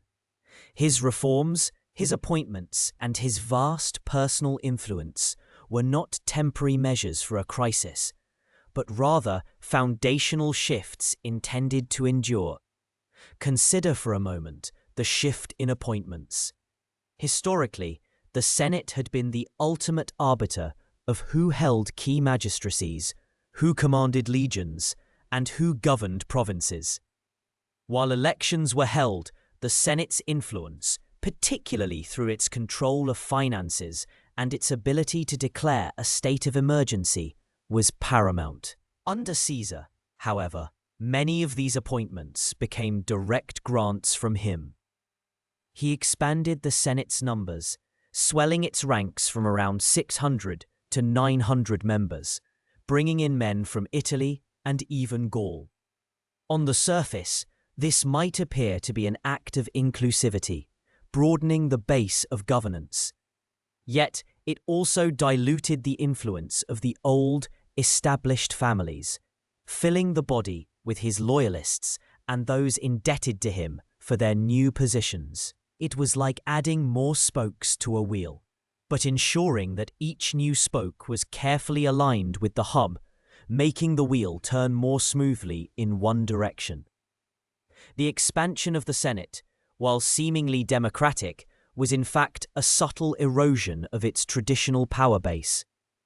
The old guard, those senators whose families had served the Republic for generations, found their voices increasingly drowned out by the sheer number of new members, many of whom lacked the deep understanding of Roman legal and political traditions, or simply felt a stronger allegiance to Caesar than to the abstract ideals of the Republic.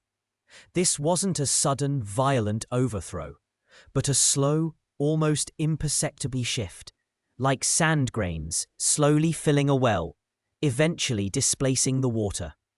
One concrete example of Caesar's direct assertion of authority, bypassing traditional senatorial prerogatives, was his control over the treasury. While the Senate had historically managed the aerarium saturni, the state treasury, Caesar increasingly directed funds from his vast personal wealth and from conquered territories directly into projects he deemed important, or to reward his veterans. This financial independence further untethered him from senatorial oversight, weakening one of the Senate's most potent levers of power. How do we know this? We piece together this picture from a variety of sources. Ancient historians like Cassius Dio and Suetonius, who describe Caesar's actions and a Senate's reactions, as well as from inscriptions and coinage that explicitly link financial decisions and public works to Caesar's direct authority. The Senate's role, therefore, began to transform from an active legislative body to a more advisory and confirmatory one. Caesar would often present his proposals, already fully formed, for the Senate's approval. While debates might still occur, the outcome was rarely in doubt. The concept of auctoritas, or moral authority and prestige, which had once been diffuse among the leading senators, now coalesced overwhelmingly around Caesar. His auctoritas was so immense that few dared to openly challenge his pronouncements. To do so would not only be politically dangerous, but could also be seen as an act of disloyalty to the man who had brought a semblance of order and peace after years of civil strife. You might imagine a senator, perhaps an elderly patrician, sitting in the curia, listening to Caesar's latest decree being read aloud. He remembers a time when fierce debates raged for days, when consuls and tribunes vied for influence, when the Senate truly shaped the destiny of Rome. Now, he sees younger senators, eager for advancement, nodding in agreement, or perhaps simply remaining silent, understanding the new political landscape. The power dynamic had shifted so fundamentally that the very act of dissent carried a weight it never had before, a weight that could crush careers, or worse.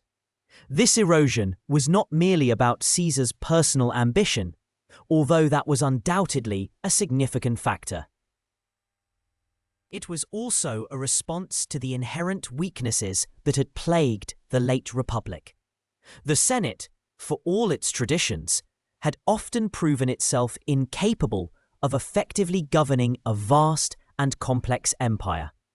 Its internal divisions, its susceptibility to corruption, and its inability to control powerful generals had led to decades of instability and civil war. In a way, Caesar's rise could be seen as a desperate, albeit autocratic, attempt to impose order on a system that was fracturing under its own weight. Consider the analogy of a mighty river. For centuries, the Roman Republic's governance was like a river with many strong currents, each representing a different faction or institution. The Senate was the broad, deep main channel, guiding the flow. But over time, new powerful tributaries emerged, the ambitions of individual generals, the demands of the populace, the immense wealth flowing from conquest. These tributaries began to carve out their own paths, sometimes diverting water from the main channel, sometimes creating dangerous eddies and rapids. Caesar, in a sense, became a massive dam, redirecting all these currents into a single controlled flow, albeit one that he alone controlled. The question of whether the Roman people truly desired this shift is complex. On one hand, the populace had grown weary of civil wars, of political instability, and of the economic disruptions that accompanied them. Caesar offered peace, stability, and grand public works that provided employment and improved the city. His popularity among the common people and his legions was immense. They saw him as a strong leader who could deliver results, unlike the squabbling factions of the Senate. On the other hand, the Roman identity was deeply intertwined with the concept of the Republic, with the idea of shared governance and the rejection of kingship. This tension between the desire for order and the adherence to republican ideals would continue to simmer beneath the surface. The Senate's slow demise was also evident in the subtle changes to ceremonial practices. While Caesar continued to respect many of the outward forms of republican government, the substance had changed. He accepted unprecedented honors, including the right to wear the triumphal garb at all public festivals, to sit on a golden chair in the Senate, and to have his statue placed among those of the kings and gods. These were not mere symbolic gestures. They were visual declarations of a new hierarchy, placing him above the traditional collegiality of the Senate. The Senate, in turn, often vied with itself to bestow these honors upon him, perhaps out of genuine admiration, perhaps out of fear, or perhaps out of a pragmatic understanding, but their survival depended on appearing to support the new order. This period also saw a significant shift in the legal landscape. While the Senate had traditionally been the source of senatus consulta, senatorial decrees that held the force of law, Caesar increasingly issued edicta, edicts, and leges, laws, directly, or through assemblies that were heavily influenced by his supporters. The legal framework of Rome was subtly but profoundly altered, moving from a system where laws emerged from a complex interplay of senatorial debate, popular assemblies, and magisterial proposals, to one where the ultimate legislative authority resided with a single individual. The Senate became less a lawmaking body and more a body that ratified and legitimized the laws already decided upon by Caesar. The long-term implications of this shift were profound. The institutions of the Republic, which had evolved over centuries, were designed to prevent any single individual from accumulating too much power. The system of checks and balances, the annual elections, the collegiality of magistracies, and the ultimate authority of the Senate were all meant to safeguard against tyranny.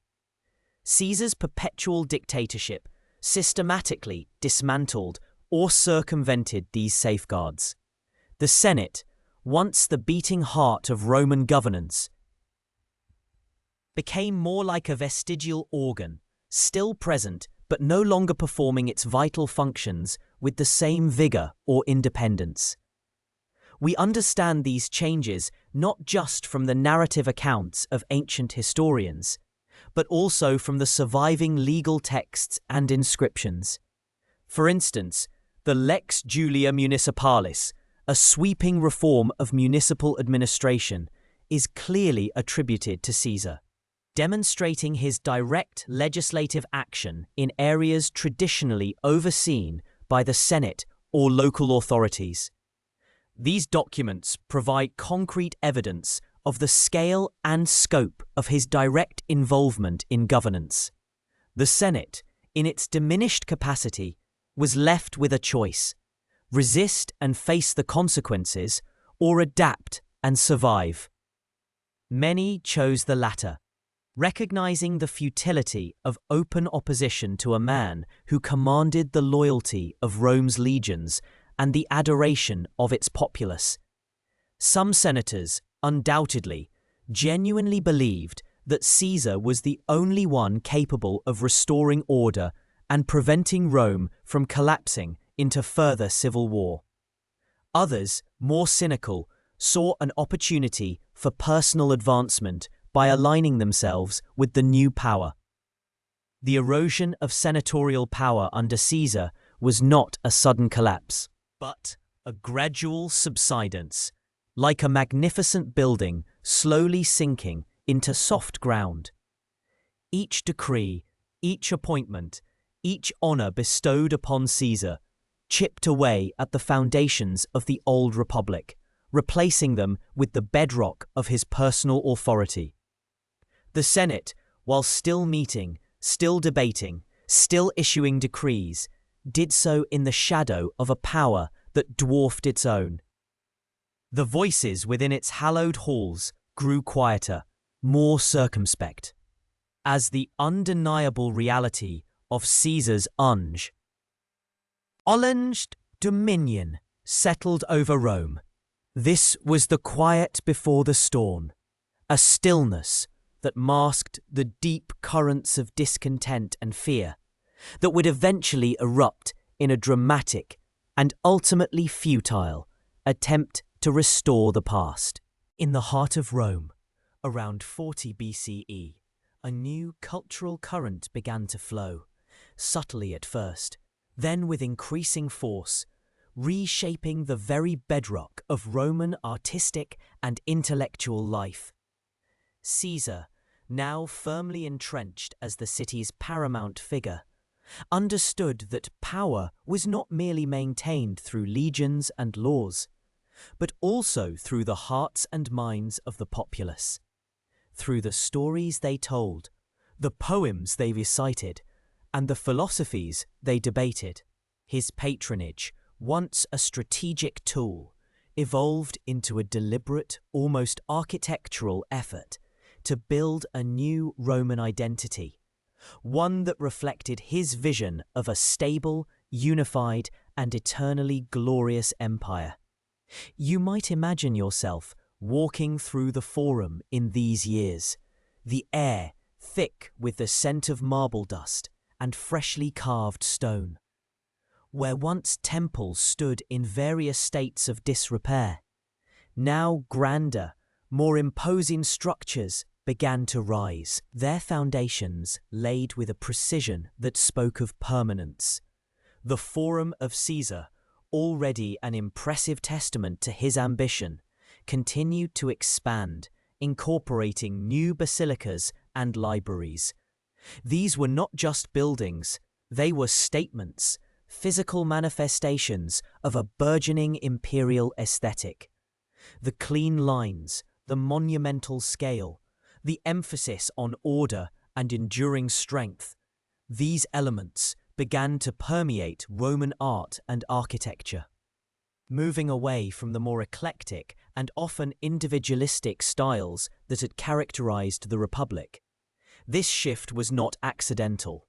Caesar, with his keen intellect and appreciation for Hellenistic culture, actively sought out and supported artists, poets, and scholars who could articulate this new vision. He understood the power of narrative, of crafting a story that would resonate with the Roman people and legitimize his rule for generations to come. This was a sophisticated form of propaganda, yes, but it was also a genuine attempt to elevate Roman culture, to make it worthy of a world-spanning empire. Consider the literary scene. Under Caesar's extended influence, the informal circles of poets and philosophers, once dependent on a patchwork of senatorial patrons, gradually coalesced around the imperial court. While individual patrons still existed, the most ambitious and talented writers found themselves drawn to Caesar's orbit, where resources were plentiful and the potential for lasting fame was greatest. This created a subtle but significant shift in literary themes and styles. Poets like Virgil, whose early works might have celebrated pastoral idyls, now found inspiration in grander, more epic narratives that echoed the triumphs and foundational myths of Rome. The Aeneid, for instance, might have taken on an even more pronounced tone of imperial destiny. Its hero Aeneas, perhaps more explicitly a proto-Caesar figure, divinely ordained to establish a new order.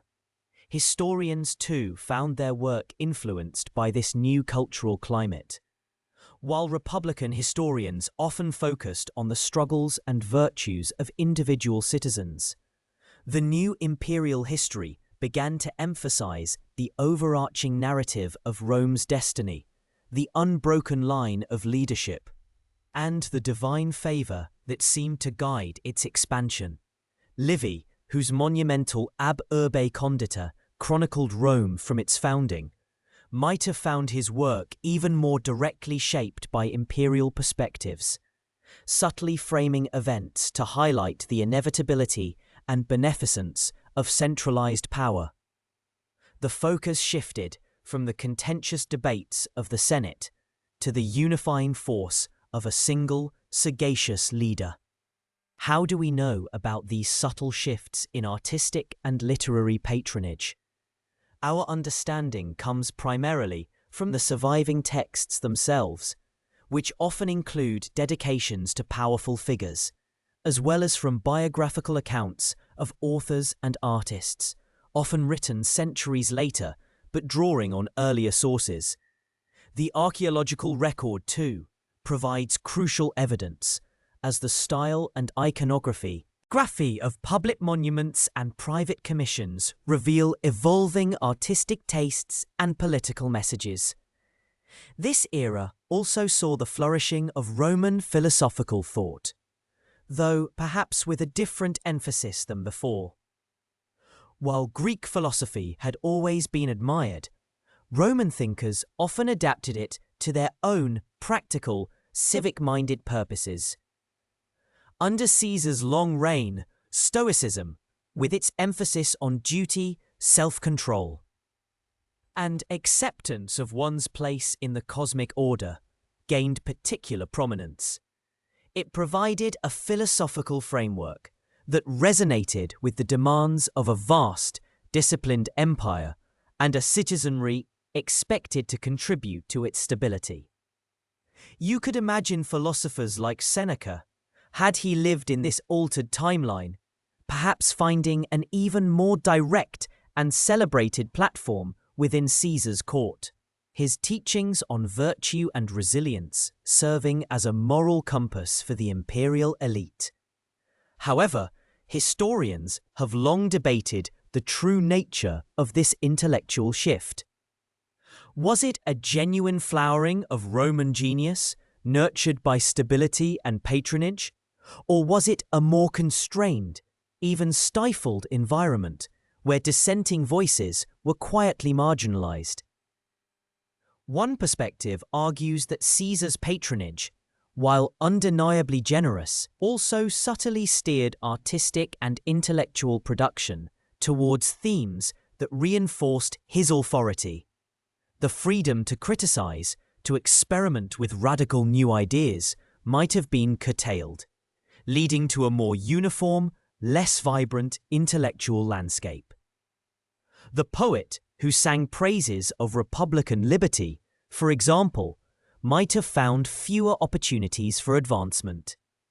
Conversely, another view suggests that Caesar's era provided an unprecedented period of peace and prosperity, allowing artists and scholars the luxury of pursuing their crafts without the constant threat of civil war. The resources he provided, the libraries he established, and the intellectual circles he fostered could be seen as catalysts for a cultural golden age, where Roman identity was forged anew, not out of coercion, but out of a shared sense of purpose and pride. The monumental scale of public works, the flourishing of epic poetry, and the widespread adoption of Stoic philosophy could all be interpreted as expressions of a confident, unified society, rather than a suppressed one. This tension between patronage as a nurturing force and patronage as a controlling influence is a recurring theme throughout history.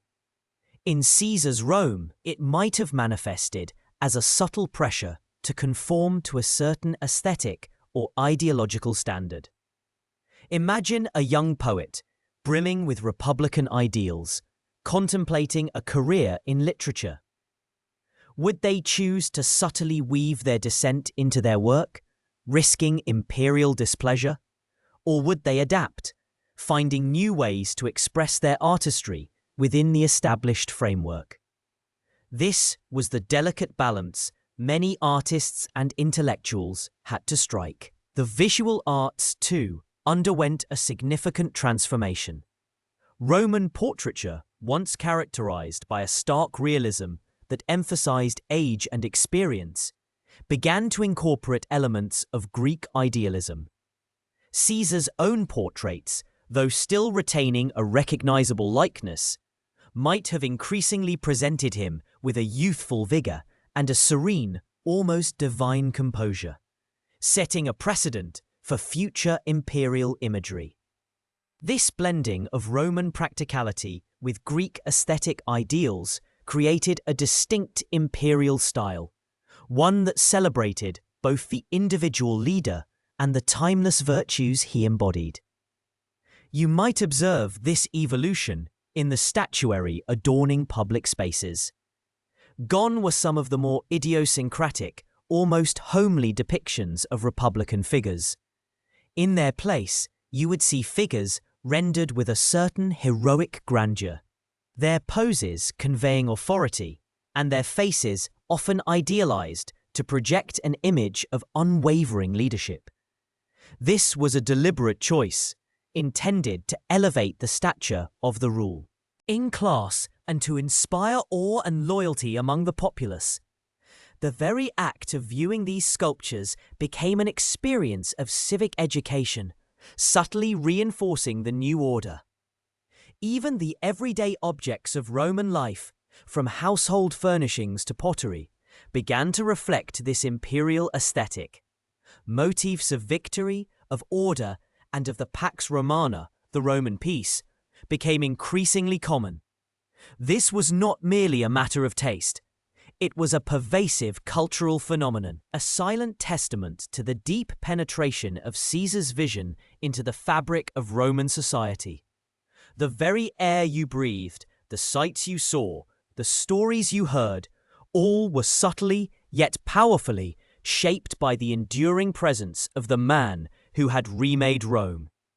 This centralization of cultural production under imperial patronage also had a profound impact on education. Caesar, a man of letters himself, understood the importance of shaping young minds. While private tutors and schools still thrived, there was a growing emphasis on public education, often supported by imperial funds, that instilled a curriculum emphasizing Roman history, rhetoric, and the virtues deemed essential for loyal citizens. This was not a sudden, radical overhaul, but rather a gradual evolution, a gentle guiding hand that directed the intellectual development of the next generation towards the service of the empire. One of the most significant long-term effects of Caesar's extended reign on Roman culture was the establishment of a clear, enduring imperial aesthetic. Before him, Roman art and literature, while often magnificent, were more diverse, reflecting the varied tastes and political factions of the Republic. With Caesar, a singular vision began to emerge, one that would influence Roman culture for centuries to come. This was a legacy far more subtle than military conquests or legislative reforms, yet arguably just as profound. It was the legacy of a man who understood that true power lay not just in commanding armies, but in shaping dreams. This imperial aesthetic, with its emphasis on grandeur, order, and idealized forms, would continue to evolve under subsequent emperors, but its foundations were laid during Caesar's extended rule.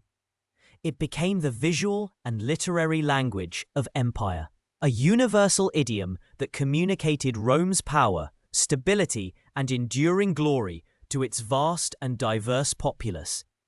You might see echoes of it in the monumental arches erected to celebrate victories, in the stately portraits of emperors, and in the epic poems that continued to glorify Rome's destiny.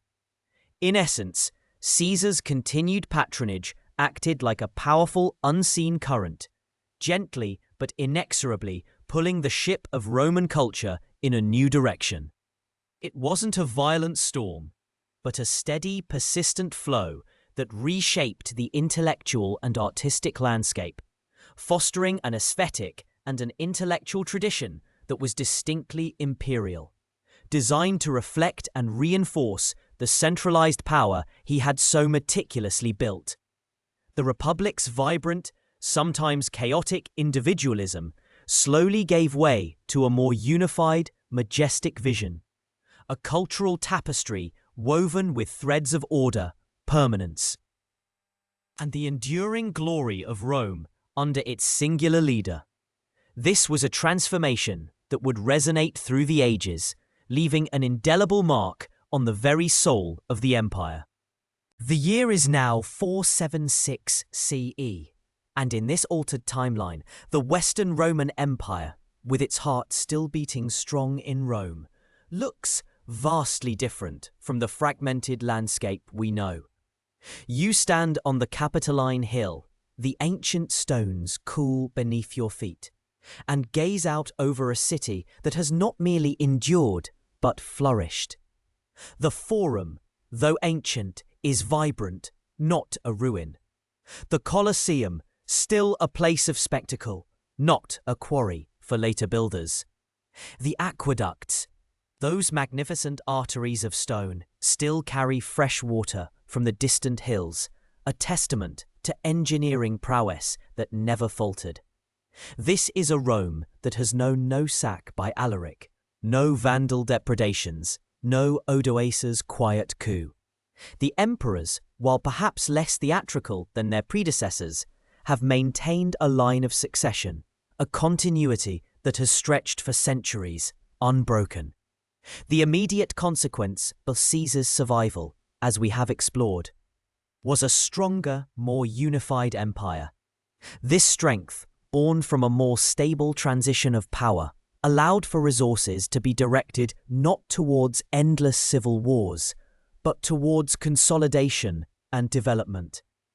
The borders, particularly in the west, were more firmly secured. Hadrian's Wall, for instance, might have been maintained with greater vigor, or perhaps even extended, pushing the Roman frontier further into Caledonia. The Rhine and Danube, those long-standing natural barriers, became less lines of defense and more avenues of trade, with Roman influence extending peacefully, or at least less violently, into the Germanic lands. Consider the impact on Britain. In our history, Roman Britain was largely abandoned in the early 5th century, leaving the Romano-British population vulnerable to Anglo-Saxon incursions. But in this timeline, the legions never truly left. Roman administration, Roman law, and Roman culture remained deeply embedded. You might imagine towns like Londinium and Eboracum growing into bustling metropolises, their architecture reflecting centuries of continuous Roman occupation rather than a brief, ultimately doomed interlude. The Celtic languages, though still present, would have been increasingly overshadowed by Latin, which would have evolved into a distinct Romance language on the island, much like French or Spanish. The Anglo-Saxons, if they still arrived, would have found a much more formidable and organized opponent, perhaps being absorbed into the Roman system as federates or pushed back entirely. The very concept of England as a distinct Anglo-Saxon kingdom might never have emerged. Across the Channel, Gaul too would have experienced a different destiny. The Franks, Burgundians, and Visigoths, who carved out kingdoms in our timeline, would have faced a Roman Empire still capable of projecting significant military and administrative power. Instead of independent kingdoms, these groups might have been integrated more thoroughly into the Roman provincial structure, perhaps as military federates, but always under the ultimate authority of Rome. The development of distinct national identities, such as French or German, might have been delayed by centuries, or perhaps never fully coalesced in the same way. The linguistic map of Europe would be profoundly different. Imagine a continuum of Romance languages stretching from the Atlantic to the Black Sea, with Germanic languages confined to a smaller, more peripheral region, or even becoming minority languages within a Roman framework. The Eastern Roman Empire, which in our history continued for another 1,000 years, would also have felt the ripple effects of a stronger West. Without the constant drain of resources and manpower to prop up a failing Western half, the East could have focused its energies elsewhere.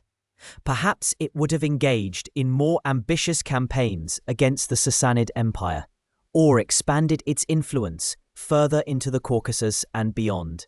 The division between East and West, which grew into a cultural and religious chasm, might have been less pronounced, or at least taken a different form.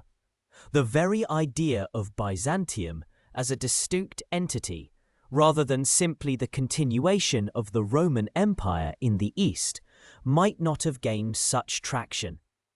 One of the most profound geopolitical consequences would be the absence of the Dark Ages in Western Europe as we understand them. The collapse of Roman administration, the decline of literacy, the fragmentation of trade networks. These phenomena, which characterized the early medieval period in our history, would have been largely averted. Roman roads would still be maintained. Roman schools would still teach rhetoric and law, and Roman villas would still be centers of agricultural production.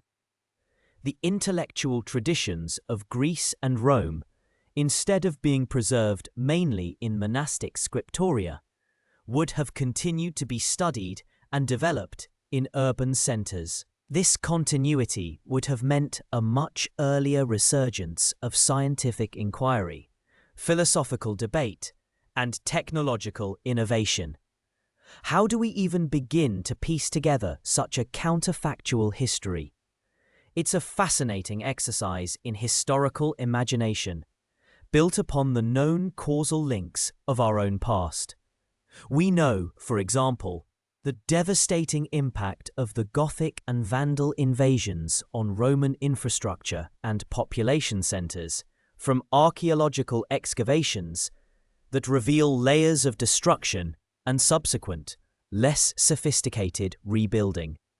We understand the administrative and economic decline from the dwindling number of coins minted, the cessation of public building projects, and the disappearance of certain luxury goods from the archaeological record. By envisioning a scenario where these destructive forces were mitigated, we can infer a different outcome. It's like imagining a river that, instead of being dammed and diverted, continues its natural course, shaping the landscape in a familiar yet subtly altered way. The rise of Christianity, too, would have unfolded differently. While it became the dominant religion of the Roman Empire in our timeline, its spread and institutionalization were deeply intertwined with the empire's political fortunes. In a stronger, more centralized empire, the relationship between church and state might have been even more tightly controlled by the emperors. The Bishop of Rome, the Pope, might not have gained the same degree of independent authority as the Western Empire fragmented.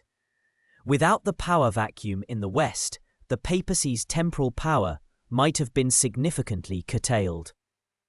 The Great Schism between Eastern and Western Christianity, which occurred in 1054 CE in our history, might have been avoided, or taken a completely different form, perhaps as a series of theological debates rather than a definitive split between two powerful, competing ecclesiastical centers.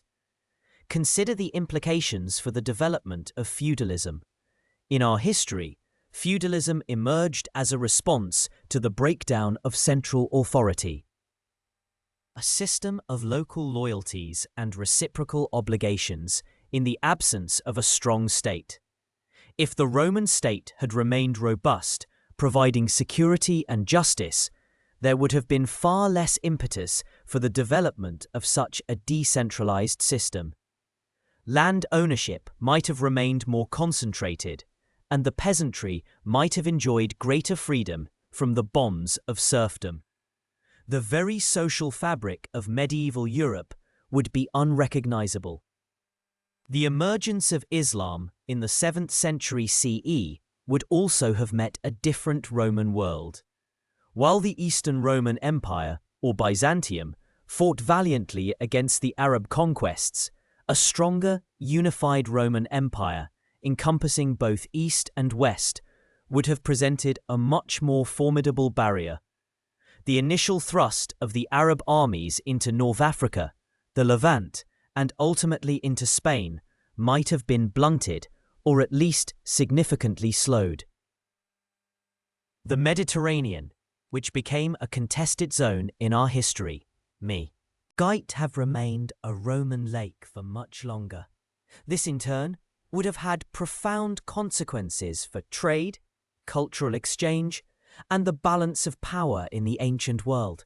The very concept of Europe itself as a distinct cultural and geographical entity might have been slower to form. The Roman Empire, in this alternative reality, would have continued to define the primary political and cultural identity for centuries. The idea of a Christendom united against external threats, which was a powerful force in our Middle Ages, might have been subsumed within a broader Romanitas, a shared Roman identity that transcended purely religious boundaries. The Crusades, for instance, might never have happened, or would have taken a vastly different form, perhaps as Roman imperial campaigns, rather than a pan-European religious movement. The long-term impact on technology and innovation is also fascinating to contemplate. Without the Dark Ages, the loss of classical knowledge would have been far less severe. The advanced engineering, agricultural techniques, and medical knowledge of the Romans would have continued to be practiced and improved upon. The scientific revolution, which in our history began in the 16th and 17th centuries, might have occurred much earlier, perhaps even by the 10th or 11th centuries.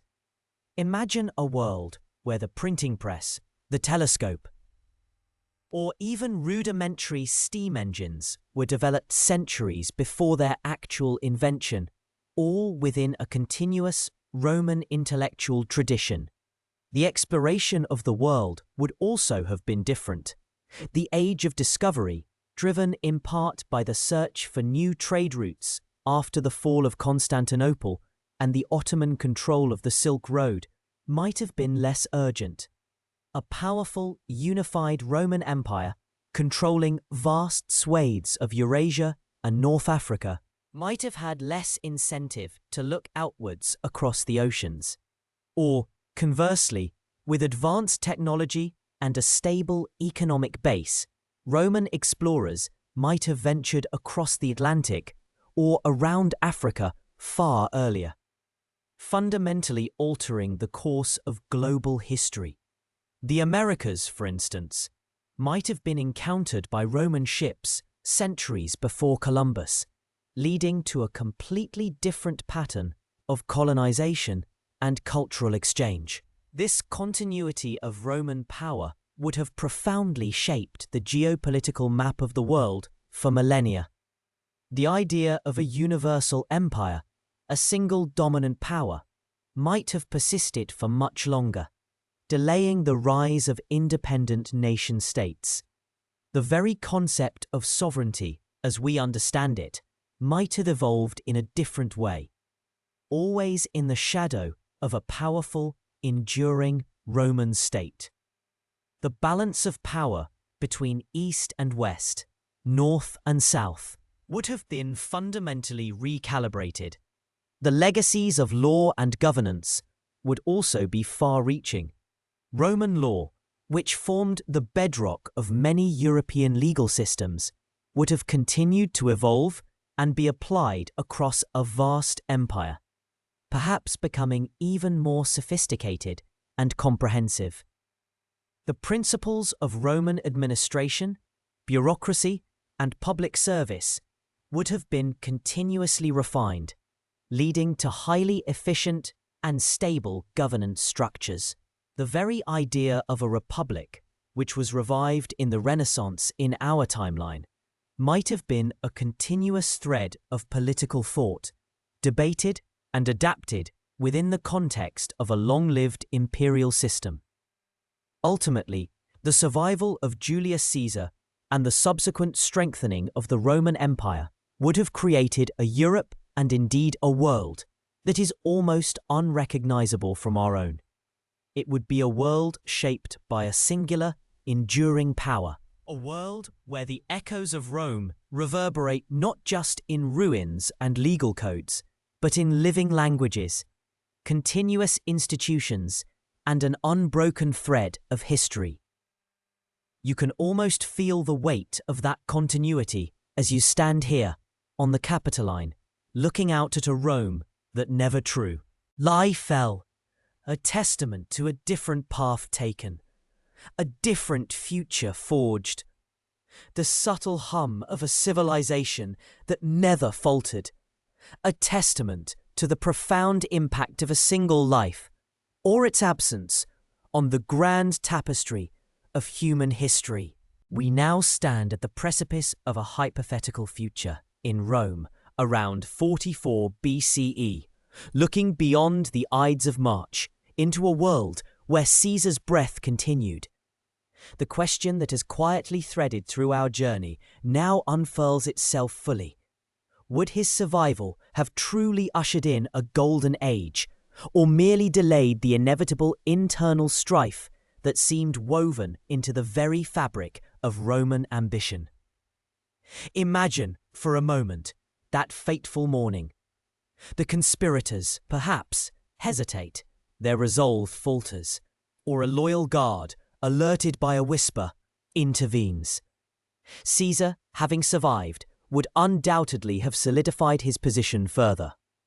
His plans for urban renewal, for land distribution to veterans, for codifying Roman law, and for grand public works, projects like draining the Pontine marshes and diverting the Tiber, would have likely proceeded with accelerated vigour. He had already begun reorganizing provincial administration, aiming to reduce corruption and integrate the conquered territories more effectively into the Roman system.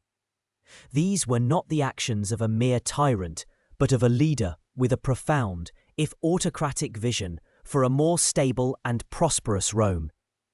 Yet, even in this imagined stability, shadows would have lingered. The very reforms that might have brought order could also have deepened resentment among the old senatorial elite, who saw their traditional power eroding with each decree. Caesar's ambition, his clear preference for centralized authority, clashed fundamentally with the republican ideal, however tattered it had become. Would he have truly relinquished power, or merely refashioned it into a more palatable form of monarchy? Historians often debate this point. Some argue that Caesar, a pragmatist above all, understood the need for a semblance of republican institutions, even if their true power was diminished. Others contend that his trajectory pointed inexorably towards an overt monarchy, a path that would have met fierce resistance, perhaps even leading to another civil war, albeit one with a different cast of characters. Consider the question of succession. Caesar had no legitimate male heir, a critical vulnerability in any emerging monarchy. Octavian, his adopted son, was young and largely untested at this point. In our actual history, Octavian's rise was fueled by the chaos following Caesar's death, allowing him to consolidate power and eventually become Augustus. But if Caesar had lived, would he have had time to groom Octavian, or perhaps even produce a natural heir? Or would the question of who would follow him have become a festering wound, a source of constant jockeying for influence among ambitious generals and senators? The Roman system, even under a strong leader, was a complex web of patronage and personal loyalties, and the absence of a clear, accepted line of succession was a recipe for instability. We know from archaeological evidence and contemporary accounts that Rome was a city of immense contrasts. The grandeur of the Forum, the bustling markets, the intricate aqueducts, these stood alongside crowded tenements and the ever-present threat of fire. Caesar's proposed reforms aimed to address some of these systemic issues, to create a more equitable society. He planned to extend Roman citizenship more broadly, a move that would have further integrated the diverse populations of the empire, potentially fostering greater loyalty. This was a radical vision for his time, a departure from the traditional Roman exclusivity. But even such progressive policies could have been perceived as a threat by those who benefited from the existing hierarchy, fueling quiet opposition. How do we know the extent of Caesar's plans? Our understanding comes from a careful synthesis of various sources. Cicero's letters, which, despite his personal animosity towards Caesar, often reveal insights into the dictator's intentions. The writings of historians like Suetonius and Plutarch, who, though writing ... later drew upon earlier accounts and records, and the physical evidence of his building projects, many of which were left unfinished at his death. These fragments, pieced together, paint a picture of a leader with a clear, if controversial, agenda for Rome. Imagine yourself walking through the Forum in this alternate Rome, perhaps a decade after the Ides of March. The marble gleams, new temples rise, and the sounds of construction echo across the city. You see veterans, settled on new lands, their loyalty to Caesar unwavering. Yet, you also hear whispers in the taverns, quiet grumblings among the old families, their ancestral homes now overshadowed by Caesar's grand designs. The air might be thick with prosperity, but also with an undercurrent of tension, a sense that the old order has been irrevocably altered, and not everyone is content with the new. It's like a vast river, its course suddenly diverted by a powerful hand. The water flows. But the old riverbed, though dry, still holds the memory of its former path, a constant, subtle resistance. This thought experiment of Caesar's survival offers profound lessons about power itself. It reminds us that even the most charismatic and capable leader, with the most ambitious vision, operates within a complex web of human motivations. Power, in its essence, is not